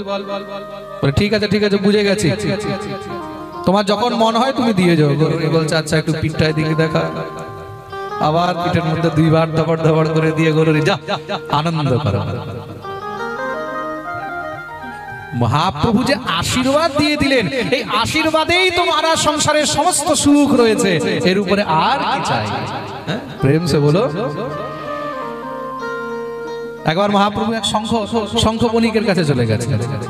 এটা ছিল গন্ধ বণিক, এবার আসলো শঙ্খ বণিক। শঙ্খ বণিক মানে যারা শঙ্খ, শাঁখা টাকা বা শাঁখ যেগুলো বাজানো হয় এগুলো বিক্রি করে। মহাপ্রভু তার কাছে গেছেন, যারা শঙ্খের ব্যবসায়ী। মহাপ্রভুকে দেখে, আসো আসো গৌরহরি, বলো বলো কি সেবা করবো? তোর দোকানে এসেছি, একটা ভালো শঙ্খ চাই। তাই নাকি? দেখো কোন শঙ্খ চাই। মহাপ্রভু বাজিয়ে বাজিয়ে যে দেখলেন খুব সুন্দর একটি শঙ্খ, যখন ধ্বনি হয়েছে মহাপ্রভু বললেন এটা খুব ভালো লেগেছে, গৌরহরি নাও এটা তুমি। মহাপ্রভু বললেন আচ্ছা তোর কত টাকা হলো বল। সেই আবার কত টাকা? সেই আবার শঙ্খ বণিক বলছে তোমার কাছে কি নেব? গৌরহরি বললেন যা লাগবে তুই বলবি তো। বলে আচ্ছা ঠিক আছে, একটা কাজ করো, তুমি পরে এসে দিয়ে যাও। মহাপ্রভুর কাছে কেউ অর্থ চাইও না,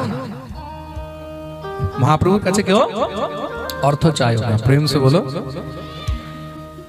মহাপ্রভু বললেন আচ্ছা ঠিক আছে, এদিকে আসো। কাছে এসেছে, মহাপ্রভু বললেন মাথাটা নিচে করো। করতেই আবার পিঠের মধ্যে দুইটা থাপড় দাও, আবার সেই যাও আনন্দ করো, সুখী। মহাপ্রভু কি করলেন, এক পানওয়ালার কাছে চলে গেছে। পানওয়ালা, যে পানের দোকান হয়, পানওয়ালার কাছে গিয়ে বসে গেছে। গৌরহরিকে দেখি, গৌরহরি তুমি পানের দোকানে? মহাপ্রভু বললেন কেন, কি হয়েছে? বলো বলো কি সেবা করবো? বলে একটা ভালো করে আমার জন্য পান বানাও। মহাপ্রভুকে পান খুব প্রিয়, কিন্তু প্রেম সে বলো। হ্যাঁ মহাপ্রভুকে। আচ্ছা অনেকে বলতে পারে পান খাওয়া তো মনে হয় অপরাধ, পান খাওয়া তো, পান খেতে নেই। দেখুন অনেকে অনেক রকমের অনেক যুক্তি দেখায় না। অনেকে বলবে পান খেতে নেই, পান খাওয়া কোনো খারাপ জিনিস নয়, কিন্তু পানটাকে নেশা বানিয়ে না। নেশা বানিয়ে বলতে পানের মধ্যে জর্দা দিয়ে, তারপরে আরো কি কি দেয় জানি ভগবান জানে। হ্যাঁ কি মা ওরে কত নলেজ আছে ওর বাবা। প্রেম সে বলো। হ্যাঁ কত কিছু দেয় না, যে নেশার জন্য দেয়। নেশা কিন্তু করা উচিত নয়। পান খাওয়ার নিয়ম কি এটা শুনে নাও। শাস্ত্রের মধ্যে লেখা রয়েছে পান কিভাবে খেতে হয়। আমাকে শ্লোকটা এখন মনে পড়ছে না, শ্লোক আছে কিন্তু বাকায়দা একদম শাস্ত্রের মধ্যে লিখিত রয়েছে পান কিভাবে খেতে হয়। পানের মধ্যে একটুখানি চুন দিতে হয়, একটু চুন দিতে হয়, লবঙ্গ দিতে হয়। লবঙ্গ মানে হ্যাঁ লং। একটু সুপারি দিতে হয়। কি দিতে হয়? সুপারি। একটু এলাচ দিতে হয়। এলাচ, সুপারি, লবঙ্গ আর চুন, আর ওই যে লাল লাল হয় ওটা কি বলে? খয়ার। খয়ার অনেক জায়গায় কথা কথা বলে না। তার সঙ্গে কেশর, তার সঙ্গে যদি মানে সামর্থ্য হয় কেশর, একটু কর্পূর, একটু কর্পূর ইত্যাদি এইগুলো দিয়ে তখন গিয়ে পান গ্রহণ করা উচিত। এটা হলো পান খাওয়ার নিয়ম, যেটা শাস্ত্রীয় বিধির মধ্যে। এই পান খেলে সেই পান দেহের জন্য খুব ভালো, সুপাচ্য হয়। আমাদের শরীরের জন্য পানের রস কিন্তু খুব ভালো। আর তার মধ্যে এইসব কি, এই যে লং, এলাচ, সুপারি, কর্পূর, তারপরে কেশর, এগুলো কি, এগুলো সব শরীরের জন্য ঔষধি। হ্যাঁ কিছুটা লাইন আমাকে মনে পড়ছে। তাম্বুল পুগি এলা লবঙ্গাদি তাম্বুল পুগি ফলম সমর্পয়ামি, এটা ঠাকুরকে মন্ত্র বলা হয় না। এলা লবঙ্গাদি পুঙ্গি ফলম তাম্বুলম সমর্পয়ামি। এলা, এলা মানে এলাচ, লবঙ্গ মানে লং, পুঙ্গি ফল, পুঙ্গি ফল মানে সুপারিকে বলা হয়। সুপারিকে কি বলা হয়? পুঙ্গি ফল সংস্কৃতের মধ্যে। হ্যাঁ তাম্বুলম সমর্পয়ামি, এইভাবে তাম্বুল বানিয়ে তারপরে গিয়ে গোবিন্দকে অর্পণ করতে হয়। তো মহাপ্রভু বললেন ভালো দেখে একটা পান বানিয়ে, সুন্দর করে পান বানিয়ে গোবিন্দকে দিয়েছেন। সংকোচ করার কিছু নেই। অনেক সময় দেখুন আমি খাই না পান, তা বলে যে আমি অন্য কাউকে বলবো তুমিও পান খাবে না, কেন বলবো ভাই? যদি শাস্ত্রে লেখা রয়েছে পান খাও, তো তার মধ্যে সমস্যা কোথায় আছে? পান খাও, কিন্তু পানের মধ্যে নেশা দিয়ে খাবে না, এইটা তো আমি মানা করব। যে পানের মধ্যে কোনো নেশা দিয়ে খাবে না। মাদক পদার্থ সেবন করা নিষেধ বলা হয়েছে। মাদক পদার্থ গ্রহণ করবে না, যেটাতে নেশা হয় সেটা নয়, যেটাতে লাভ হয় সেটা গ্রহণ করো। পানকে পানের মতন খাও, পানকে পানের মতন খাও। নেশা করে খেলে তখন কি হবে? তখন পাপ হবে। কি হবে? পাপ হবে। প্রেম সে বলো। আচ্ছা এক বৈষ্ণব জিজ্ঞাসা করছে, মহারাজজি বৈষ্ণবদেরকে কি চা খেতে আছে?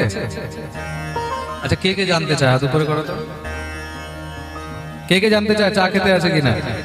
আচ্ছা অনেকে। আচ্ছা অনেকের মনে অনেক প্রশ্ন থাকে, তাই না? সকাল থেকে সন্ধ্যা পর্যন্ত আমি তো শুধু প্রশ্নই শুনতে থাকি। যে আসে সবার প্রশ্ন, বাচ্চারা আসে তাও প্রশ্ন, বুড়োরা আসে তাও প্রশ্ন, বুড়িরা আসে তাও প্রশ্ন, যত আসে সবার শুধু প্রশ্ন। ইয়াং, আচ্ছা আজকাল তো সব থেকে বেশি প্রশ্ন আছে ইয়াং জেনারেশনের কাছে। আর এইবার তো দেখে এত ভালো লাগছে এই পাঠের মধ্যে, এইবার আমাদের ইয়াং জেনারেশন এত বসেছে পাঠের মধ্যে, এটা অভিভূত, অকল্পনীয়। এত পরিবর্তন হয়েছে হোজায়ের মধ্যে, কত ইয়াং জেনারেশন, কত আমাদের ইয়াং ছেলে মেয়েরা বসে রয়েছে। এদের জন্য একবার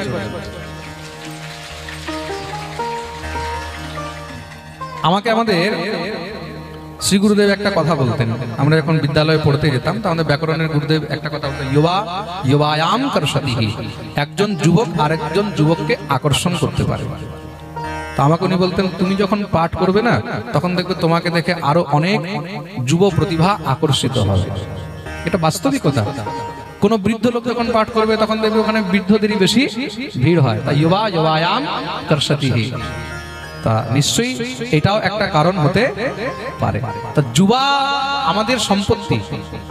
এই যে দেশের যে যুবকরা, যুবতীরা, এরা কি? এরা হলো দেশের সম্পত্তি। যেই দেশের মধ্যে যুবকদের সংখ্যা বেশি হয় সেই দেশ অনেক তাড়াতাড়ি উন্নতি করে। আর যে দেশের যুবক যুবতীরা ঠিক লাইনে থাকে সেই দেশ কখনোই সংসারের মধ্যে পিছনে যেতে পারে না। প্রেম সে বলো। তা অনেকে অনেক সময় প্রশ্ন করে, বৈষ্ণবদেরকে কি চা খেতে আছে? দেখুন, প্রথম কথা, আমি কোন শাস্ত্রে এমন পাইনি যে বৈষ্ণবদেরকে চা খেতে আছে, আর এটাও পাইনি যে বৈষ্ণবদেরকে চা খেতে নেই। কেন? চা বলে কোনো বস্তু শাস্ত্রের মধ্যে কোথাও বর্ণন নেই। কেন? এই চাটা আমাদের ভারতীয় বস্তু নয়। চা কিন্তু আমাদের ভারতীয় বস্তু নয়। আজকে যে আপনারা চা খাচ্ছেন, এই চা কোথা থেকে এসছে? এই চা বিদেশ থেকে এসছে। ইংরেজরা যখন এসছে, ইংরেজরা নিজের সঙ্গে অনেক কিছুই ভারতে নিয়ে এসছে। খুব মন দিয়ে শুনবে, ভারতের মধ্যে আগে নীল হতো না। এই যে নীল হয় না, এই নীল আগে হতো না। নীল ইংরেজরা নিয়ে এসে এখানে নীলের চাষ আরম্ভ করেছে। ইংরেজরা চা এনেছে। এই যে আপনারা চা খাচ্ছেন, এই চা, কফি, এগুলো আমাদের ভারতীয় বস্তু নয়, এগুলো হলো বিদেশি বস্তু। তা ভাই, কোন শাস্ত্রে এমন লেখা নেই যে চা খেতে নেই, কফি খেতে নেই। আর এটাও লেখা নেই যে চা কফি খেতে হয়। তার জন্য সেটা নিজের নিজের ব্যক্তিগত বিচার। এখন চায়ের মধ্যে কোনো নেশা তো হয় না যতটুকু আমি মনে করি। কোনো নেশা আছে কি চায়? হ্যাঁ? বা কফির মধ্যে কোনো নেশা তো নেই।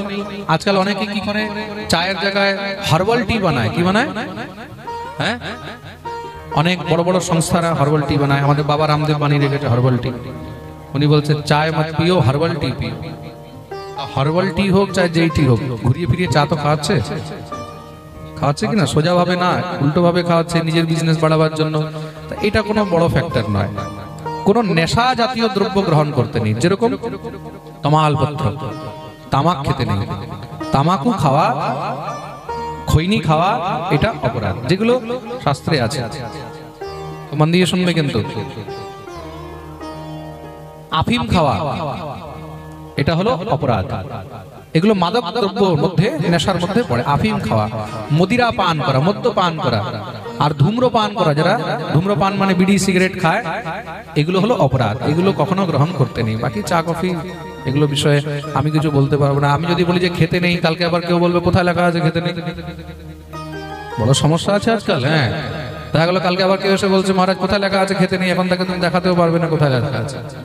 আমি যদি বলি যে খেতে আছে, তাহলে কেউ বলবে কোথায় লেখা আছে খেতে আছে। বড় বিড়ম্বনা আছে। প্রেম সে বলো। তার জন্য যেই জিনিস নেশা জাতীয় সেগুলোকে গ্রহণ করা উচিত নয় বৈষ্ণবের জন্য। প্রেম সে বলো। তো মহাপ্রভু পানওয়ালার কাছে গিয়ে সেখান থেকে দিব্য পান গ্রহণ করে তার উপরে কৃপা করলেন। মহাপ্রভু সেখান থেকে এক জ্যোতিষীর ঘরে গেছেন। জ্যোতিষীর ঘরে গিয়ে মহাপ্রভু তাকে বলছেন, ভাই তোমার অনেক নাম শুনেছি, আজকে তুমি একটু আমার হাত দেখো। অনেক প্রকারের জ্যোতিষী হয় তো। হ্যাঁ, কেউ দেখবে হাত দেখে তোমার গণনা করে বলে দেবে যে তোমার এই হয়েছে, তোমার ওই হয়েছে, সেই হয়েছে। হ্যাঁ, কেউ তোমার জন্মকুণ্ডলী, জন্মকুষ্ঠী দেখে বলে। অনেকে তোমার চেহারা দেখেই বলে দেয়, ফেস রিডিং, চেহারা দেখে বলে দেবে যে তুমি কেমন, তোমার মধ্যে কি আছে, তোমার মনে কি চলছে, তোমার কি হয়েছে। প্রেম সে বলো। হ্যাঁ, তো মহাপ্রভু বললেন ভাই একটু আমার বলো। জ্যোতিষী বলছে কি জানতে চাও? বলে পূর্বজন্মে আমি কি ছিলাম বলো তো। জ্যোতিষীকে বলছে পূর্বজন্মে আমি কি ছিলাম বলো তো? জ্যোতিষী দেখে এটাকে এবার হাসতে লেগেছে, বলে হাসছো কেন? বলে পূর্বজন্মে আমি তোমাকে দেখছি তুমি শ্যাম বর্ণের ছিলে। কিসে ছিলে? শ্যাম বর্ণের। আর বলে আর কি দেখতে পাচ্ছ? বলে দেখতে পাচ্ছি তোমার মাথায় ময়ূরের পাখা ছিল। বলে আর কি দেখতে পাচ্ছ? বলে দেখছি তোমার হাতে একটা বাঁশি ছিল।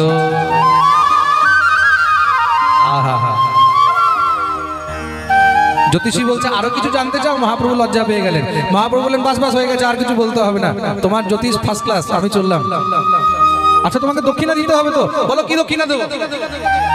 মহাপ্রভু কাউকে কিন্তু ছাড়েন না, সবাইকে বলেন কি দেবো বলো। কেন? আমার গৌর হলেন দাতা, গৌর হলেন দাতা। প্রেম সে বলো। আমরা কি করি? আমরা চেষ্টা করি কোথাও কিছু পেয়ে যদি তাকে না দিয়ে বেঁচে যাই তাহলেই ভালো। প্রেম সে বলো। কোথায় ফ্রিতে কি পাবো? কোন জায়গায় ফ্রি পাবো? ওষুধের দোকানে গেলাম, একটু পরিচিত হলো যদি ওষুধের দোকানদার, তার কাছ থেকে ওষুধ নিলাম। এবার সে যদি টাকা না চাইলো তখন খুব খুশি হয়ে যায়, ভালো হয়েছে টাকা চাইনি, বেঁচে গেল। প্রেম সে বলো। তাই তো। কোন কাপড়ের দোকানে গেছে, কাপড়ের দোকানদার পরিচিত হয়ে গেল, তার থেকে কিছু নিয়ে নিল।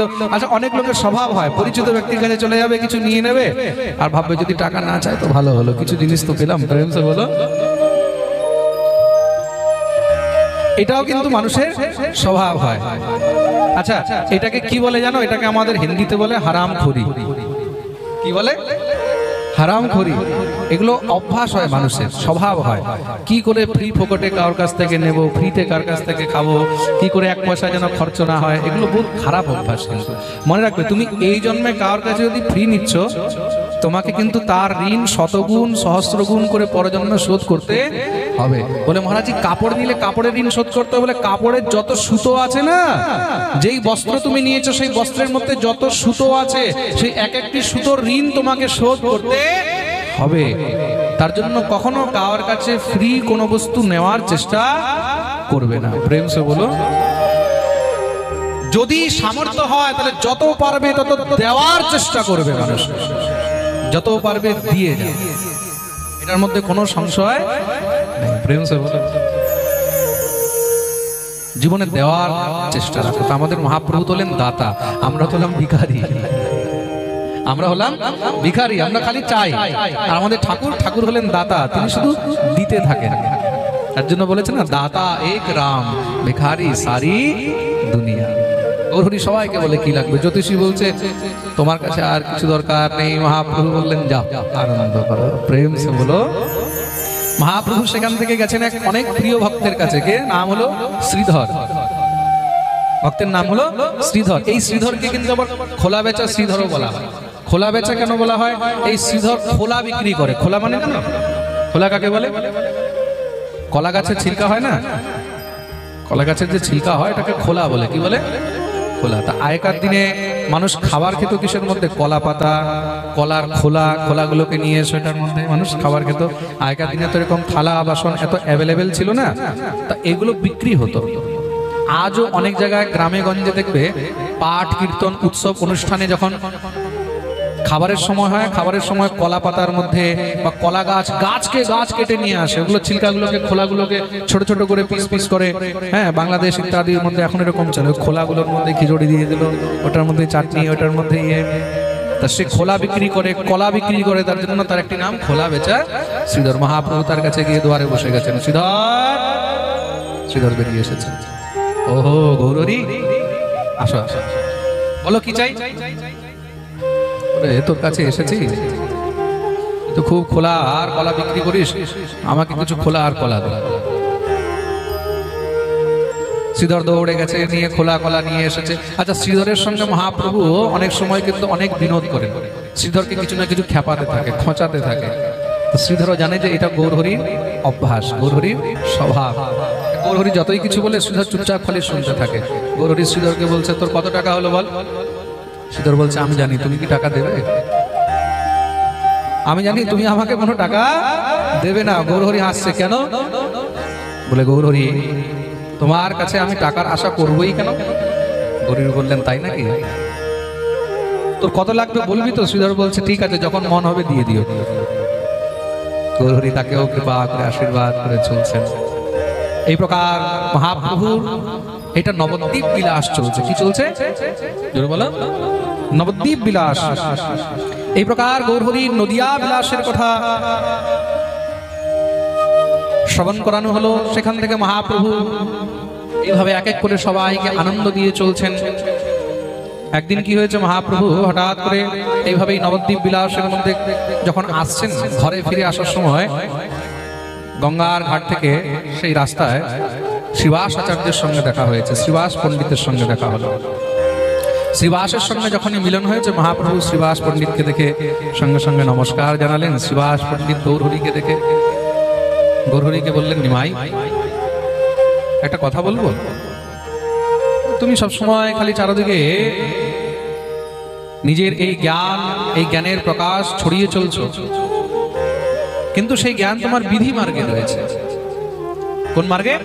বিধি মার্গে। এই জ্ঞান যদি তোমার কৃষ্ণ ভক্তির মার্গে হয়, তুমি যেই পাণ্ডিত্যের চারদিকে প্রচার করছো, তুমি যেই বিদ্যার প্রচার করছো, সেই বিদ্যার মধ্যে যদি কৃষ্ণ ভক্তি হয়, তাহলে তোমার এই বিদ্যা কিন্তু আরো উত্তম হয়ে যাবে। খুব মন দিয়ে শুনবে।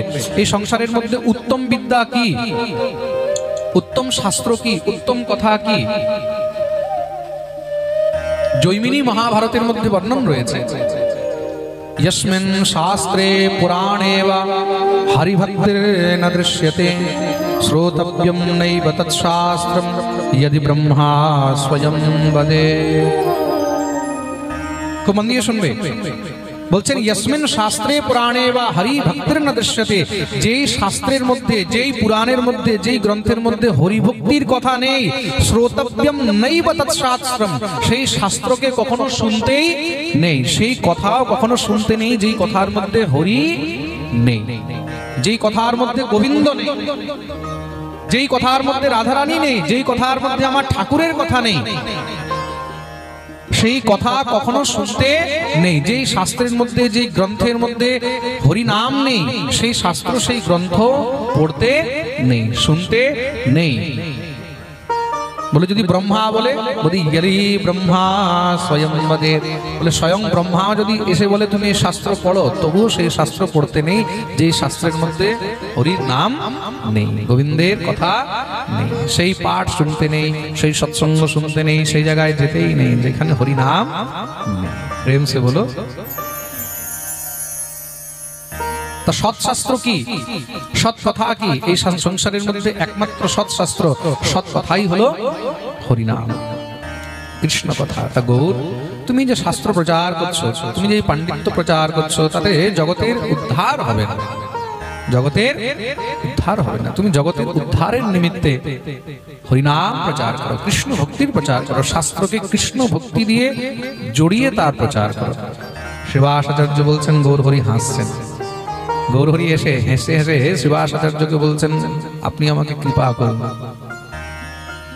সাক্ষাৎ অনন্ত কোটি ব্রহ্মাণ্ডের নায়ক শ্রী গৌরহরি শ্রীবাস আচার্যকে কি বলছেন, আপনি আমাকে কৃপা করুন। হয়তো কোন বৈষ্ণবের কৃপায় আমার মধ্যে যদি কৃষ্ণ ভক্তি জাগ্রত হয়, তাহলে একদিন নিশ্চয়ই আপনার এই কথা সার্থক হবে।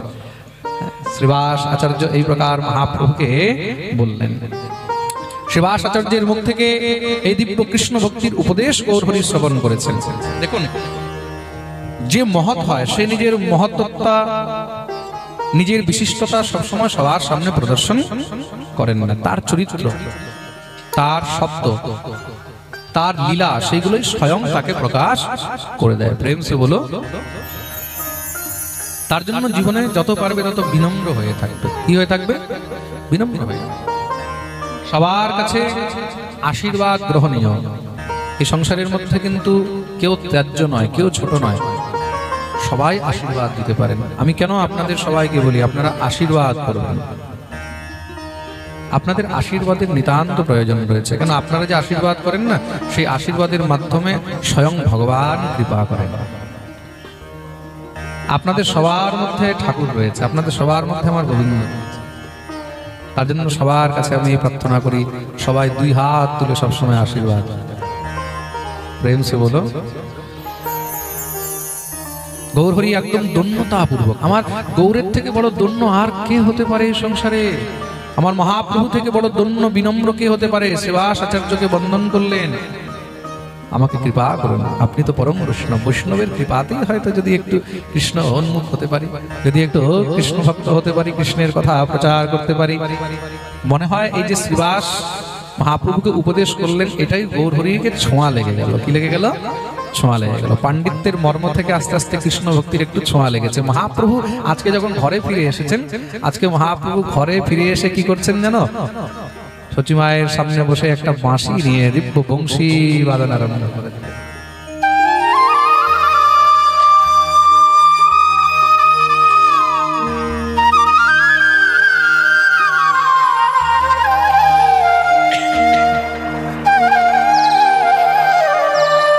মহাপ্রভু আজকে একদম অনন্ত আনন্দ মনে বংশী বাদন করছেন। কেন? মনে হয় আস্তে আস্তে মহাপ্রভুর লীলা প্রকাশের সময় এসে গেছে। এতদিন পর্যন্ত সাংসারিক জীবনের মধ্যে যা করার মহাপ্রভু তা প্রায় করে নিয়েছেন। মহাপ্রভু বুঝে গেছেন যে এখন লীলা প্রকাশের সময় এসে গেছে। কেন? শ্রীবাস আচার্য গৌরহরিকে কেন বলবে এই কথা যে তুমি কৃষ্ণ ভক্তির প্রচার করো? শ্রীবাসকে, শ্রীবাস হলেন ভক্ত প্রবর দেবর্ষি নারদের অবতার। তা ভক্ত ভগবানকে মনে করিয়ে দিচ্ছেন,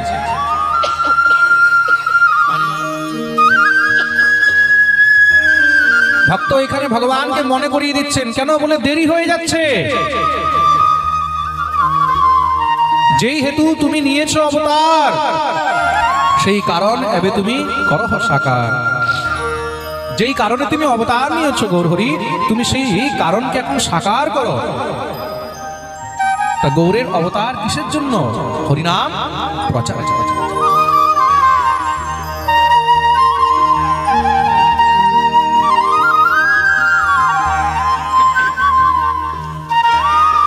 গৌরের অবতার কিসের জন্য? হরিনাম প্রচারের জন্য। তো ভগবানকে তো ধমকি দিয়ে বোঝানো যায় না। ভগবানকে কি ধমকি দিয়ে বোঝানো যায়? ভগবানকে কেউ হুমকি দিতে পারবে? এই তুমি হরিনাম প্রচার করো। তো ভগবানকে বোঝানো যায়। তো বোঝাবে কি করে? বলে উপদেশের মাধ্যমে। জগৎ দেখছে উপদেশ করছে, আসলে উপদেশ নয়, এটা হলো শ্রীবাসের নিবেদন। জগতের জন্য জগৎ মনে করছে কি রাস্তায় দাঁড়িয়ে শ্রীবাস আচার্য মহাপ্রভুকে বলছেন যে তুমি হরিনাম প্রচার করো, কৃষ্ণ ভক্তি প্রচার করো, কৃষ্ণ তত্ত্ব প্রচার করো। সবাই দেখছে যে উপদেশ করছে, আসলে উপদেশ নয়, এখানে শ্রীবাস আচার্য মহাপ্রভুর কাছে নিবেদন করছেন। মহাপ্রভুর কাছে নিবেদন করছেন, হে গৌরহরি, তুমি যেই কারণে অবতার নিয়েছো, নিজের সেই কারণকে তুমি সাকার করো। আর বেশি দেরি করলে হবে না। প্রেম সে বলো। মহাপ্রভু বুঝে গেলেন যে এখন ভক্তরাও সব বুঝে গেছে, ভক্তরাও সব চিনে গেছে যে আমি কে। তার জন্য এখন লীলা প্রকাশের সময় চলে এসেছে। আজ মহাপ্রভু দিব্য আনন্দে বংশীর বাদন করছেন। সচিমা সেই বাঁশির ধ্বনি শুনে একদম হারিয়ে যাচ্ছে, নিজেই বুঝতে পারছেন না যে আজ গৌরকে হলো কি। কেন? বলে গৌরকে কিছু হয়নি, আজকে গৌরের কৃষ্ণ অনুরাগ হয়েছে। গৌরের কি হয়েছে? হ্যাঁ, কৃষ্ণ অনুরাগ হয়েছে। কৃষ্ণ অনুরাগ কখন হয়? বলে যখন কোনো কৃষ্ণ ভক্তের ছোঁয়া লাগে। কৃষ্ণ অনুরাগ কখন হয়? যখন কৃষ্ণ ভক্তের ছোঁয়া লাগে। তার জন্য বৈষ্ণব স্পর্শ, এটা অনেক সৌভাগ্য হয়। বৈষ্ণবের যদি একবার ছোঁয়া লেগে যায়, স্পর্শ হয়ে যায়, তাতেই তার মধ্যে কৃষ্ণ অনুরাগ আস্তে আস্তে প্রবেশ পায়। আর সৌভাগ্যে কি হয়েছে? ঈশ্বরপুরীবাদের আগমন হয়েছে কোথায়? নবদ্বীপে। নবদ্বীপে আসলেন কোথায়? সর্বপ্রথম অদ্বৈতাচার্যের গৃহে। কোথায় এসেছেন? অদ্বৈতাচার্যের গৃহে। শ্রীপাদ অদ্বৈতাচার্যের সঙ্গে পূর্ব সম্পর্ক ঈশ্বরপুরীর এসে দিব্য অদ্বৈতাচার্যের গৃহে সেখানে ভিক্ষা গ্রহণ করলেন। ঈশ্বরপুরীকে সন্ন্যাসী তো ভিক্ষা গ্রহণ করলেন। সন্ন্যাসীরা যে কার ঘরে প্রসাদ পায় সেটাকে ভিক্ষা বলে। কি বলে? জোরে বলো। হ্যাঁ, ভিক্ষা বলা হয়। ভিক্ষা গ্রহণ করলেন, শ্রী অদ্বৈতাচার্যের সঙ্গে দিব্য সৎসঙ্গ হলো। সেখান থেকে শ্রী ঈশ্বরপুরীবাদকে নিজের সঙ্গে গোপীনাথ আচার্য নিয়ে গেলেন। এই গোপীনাথ আচার্যের গৃহে ঈশ্বরপুরী নিবাস করলেন। একদিন শ্রী গৌরহরি নিজ গৃহে যখন ফিরছেন, সেখানে ঈশ্বরপুরীর সঙ্গে সাক্ষাৎ হয়েছে। ঈশ্বরপুরীকে দেখেই শ্রী গৌরহরি সঙ্গে সঙ্গে তাকে প্রণাম করলেন। ঈশ্বরপুরীর সঙ্গে সাক্ষাৎ হলো, পরিচয় হলো। নবদ্বীপের মধ্যে এমন অদ্ভুত তেজিয়ান সন্ন্যাসী গৌরহরি ঈশ্বরপুরীপাদকে নিজের গৃহে আমন্ত্রণ করলেন। হে জ্যোতিরাজ, হে পুরীপাদ, আপনি আমার গৃহে একটু ভিক্ষা গ্রহণ করবেন।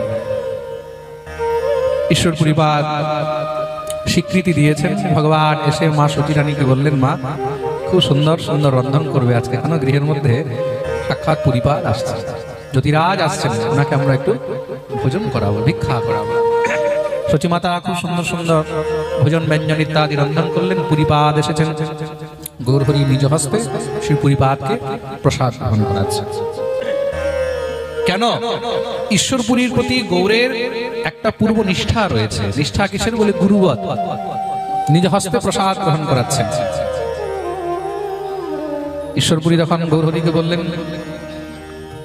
নিমাই, তোমার তো চারদিকে খুব নাম, তুমি তো প্রবল পণ্ডিত, আমি তোমার কাছে একটি আগ্রহ করব, একটি নিবেদন করবো। আমার নিবেদন রাখবে বলে কি, আমি একটা গ্রন্থ লিখেছি, তার নাম হলো কৃষ্ণ চরিত্র।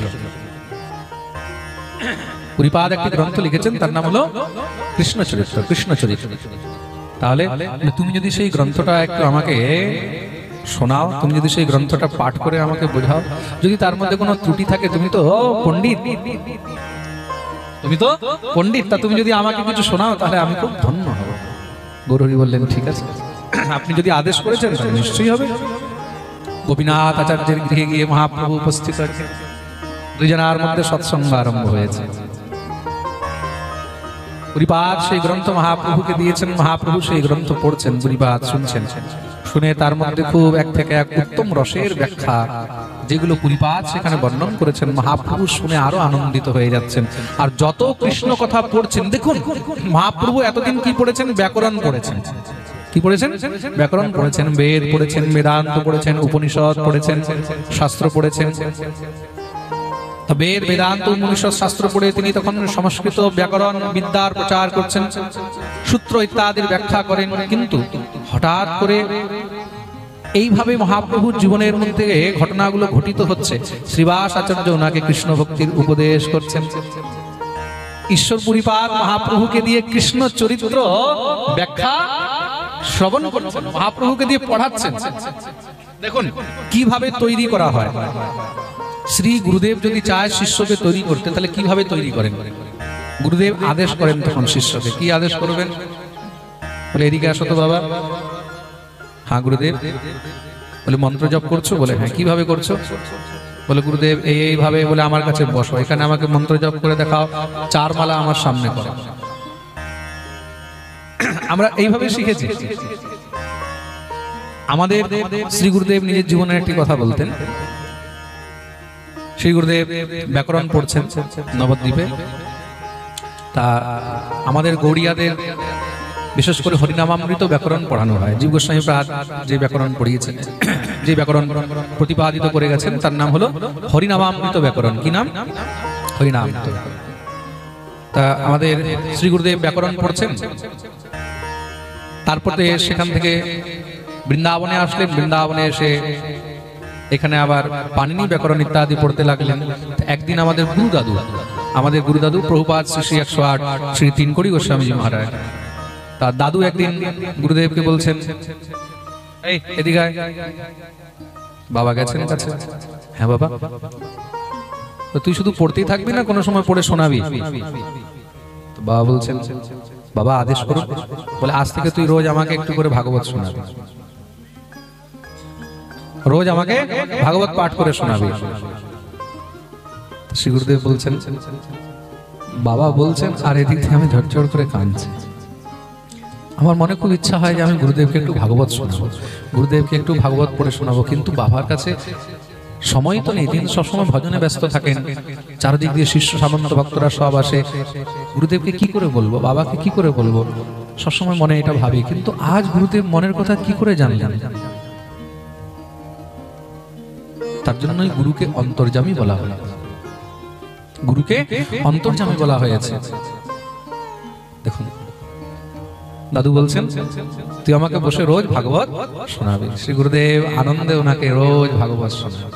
আর ভাগবত শোনাতে শোনাতে কবে ভাগবত যে কণ্ঠস্থ হয়ে গেল, মুখস্থ হয়ে গেল, গুরুদেব বলছেন এটা আমিও বুঝতে পারিনি। এটা হলো গুরু কৃপা, এটা হলো গুরু কৃপা। তা গুরু কৃপায় কি না সম্ভব? এই সংসারে গুরু কৃপায় সবকিছু সম্ভব। গুরুদেব কিভাবে কৃপা করবেন এটা গুরুদেবই জানেন, কেন গুরু রূপে স্বয়ং গোবিন্দ কৃপা করেন। প্রেম সে বলো, এটাই গুরু কৃপা।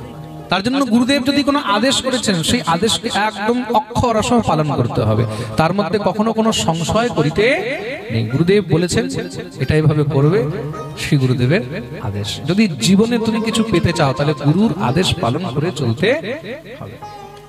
শ্রী ঈশ্বর পুরীপাদ এখানে মহাপ্রভুকে দিয়ে কৃষ্ণ চরিত্রের ব্যাখ্যা শ্রবণ করছেন। তাতে কি কৃষ্ণ চরিত্র গৌরহরির যখন স্মরণ হবে, স্মরণ হতে হতে তখন আস্তে আস্তে গৌর কৃষ্ণ ভক্তি প্রচারের দিকে আরো এগিয়ে যাবে। কেন বলে স্মরণ তো করাতে হবে। হনুমান যখন লঙ্কায় যাবেন কিসের জন্য? মা সীতাকে খুঁজতে। তা সমুদ্র পার করে কি করে যাবে? এত বিশাল সমুদ্র তাকে পার করে কি করে যাবে? অঙ্গদ বলছে আমি যাব কি? নলনীল বলছে আমরা যাব। কিন্তু সমুদ্রকে, এত বিশাল সমুদ্র কি করে পার করা যাবে? কত সাঁতার কেটে কেটে যাওয়া হবে। জাম্বুবান বললেন কাউকে যেতে হবে না, সমুদ্র পার করে একমাত্র হনুমান। কে যাবে? হনুমান। হনুমান তখন জাম্বুবানকে বলছেন মহারাজ আমি কি করে যাব? তখন জাম্বুবান মনে করিয়ে দিচ্ছেন হনুমানকে, তুমি হলে সমর্থবান, पवन तनय बल पवन समान, राम जासु जस आप बखान। তোমার বলের কোনো সীমা নেই, হনুমানের কোন শক্তির সীমা আছে? হনুমানের সীমা হলো অসীমিত, সীমার বাইরে যার মধ্যে বল আছে। অতুলিত বল ধামম স্বর্ণ শৈলাভদেহ, অতুলিত বলদেহ, অতুলিত বল, যার বলের কোনো তুলনা নেই। হনুমানের শক্তি সামর্থ্যের কোনো তুলনা নেই। তাহলে বলে তুমি তো এক লাফ দিয়ে লঙ্কা চলে যেতে পারে। যখনই বলেছে তুরতহি ভয়য়ু পর্বতাকারা, সঙ্গে সঙ্গে হনুমান একদম বিশাল হয়ে গেলেন। ওই যে মনে করিয়ে দিয়েছে, অনেক সময় কি হয় মহাপুরুষগণ ভগবত অবতার বা স্বয়ং ভগবান অবতার নিয়ে দিব্য আনন্দে নিজেকেও ভুলে যান ভক্তদের সঙ্গে যে আমি ভগবান। ভগবানও ভুলে যায় যে ভগবান। যেরকম ভগবান ব্রজের মধ্যে লীলা করছেন, তো রাখাল বালকদের সঙ্গে যখন খেলছেন, খেলতে খেলতে কি হচ্ছে, রাখাল বালকদের এঠো ভগবান খেতে লেগে গেছেন, খাচ্ছেন তো, হ্যাঁ, যেটা দেখে ব্রহ্মা মোহিত হয়ে গেলেন। রাখাল বালকদের ঘাড়ের উপরে চেপে বসে যাচ্ছেন, তাদেরকে ঘাড়ে নিয়ে নিচ্ছেন। কেন? খেলত মেকো কাকো গোসাইয়া। এখানে ভগবান ভুলে গেছেন যে আমি এখানে ভগবান, আমি গোসাই। প্রেম সে বলো, জীবনে ভক্ত তখনই হতে পারবে যখন ভিতর থেকে অভিমান শেষ হয়। ভগবান নিজের ভিতরে অভিমান রাখেন, ভগবান অবতার নিয়ে ভগবান অভিমান রহিত হয়ে থাকেন, ভগবানের মধ্যে কোনো অভিমান নেই। আর আমরা অভিমান নিয়ে বসে থাকি, ভক্ত মন্ডলীর মধ্যে বসে আছি, ভক্তদের মধ্যে বসে আছি, সেখানে আমার যদি অভিমান থাকে আমি গোসাই, সেখানে যদি অভিমান থাকে আমি মহন্ত, আমি অমুক, তাহলে তুমি বাস্তবিক কিন্তু ভক্তির আনন্দ নিতে পারবে না। প্রেম সে বলো। আর এই অভিমান কাটানো বহুত কঠিন। শ্রী গৌরহরি ঈশ্বর পুরীপাদের সঙ্গে দিব্য মহারাজ দীর্ঘকালিক সেখানে সৎসঙ্গ চর্চা, হরিকথা ইত্যাদি করে চলছেন। আর অন্তরে সেই মহারাজ পূর্বস্মৃতি জাগ্রত হয়ে যাচ্ছে। প্রেম সে বলো। শ্রী ঈশ্বর পুরীপাদ সেখান থেকে কিছুদিন পরে বিদায় নিলেন। কেন? এক জায়গায় সন্ন্যাসীকে বেশি দিন থাকতে নেই। ঈশ্বরপুরী কোথায় চলে গেলেন? গয়া। কোথায় গেছেন? গয়া। শ্রীমান মহাপ্রভু এদিকে নবদ্বীপ বিলাসে সবাইকে খুব আনন্দিত করছেন। শ্রীবাস আচার্য উপদেশ করলেন, ঈশ্বরপুরীর সঙ্গে মিলন হলো, অন্তরে আস্তে আস্তে কৃষ্ণ প্রীতি ফুটে পড়ছে।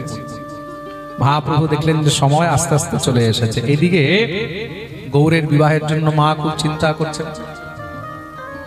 একদিন কি হয়েছে, মা গঙ্গা স্নান করে আসছেন, সঙ্গে সঙ্গে সামনে থেকে দেখছেন সনাতন মিশ্রের কন্যা, সনাতন মিশ্র হলেন রাজপণ্ডিত, তার কন্যা ভগবতী বিষ্ণুপ্রিয়া আসছেন। কিসের জন্য?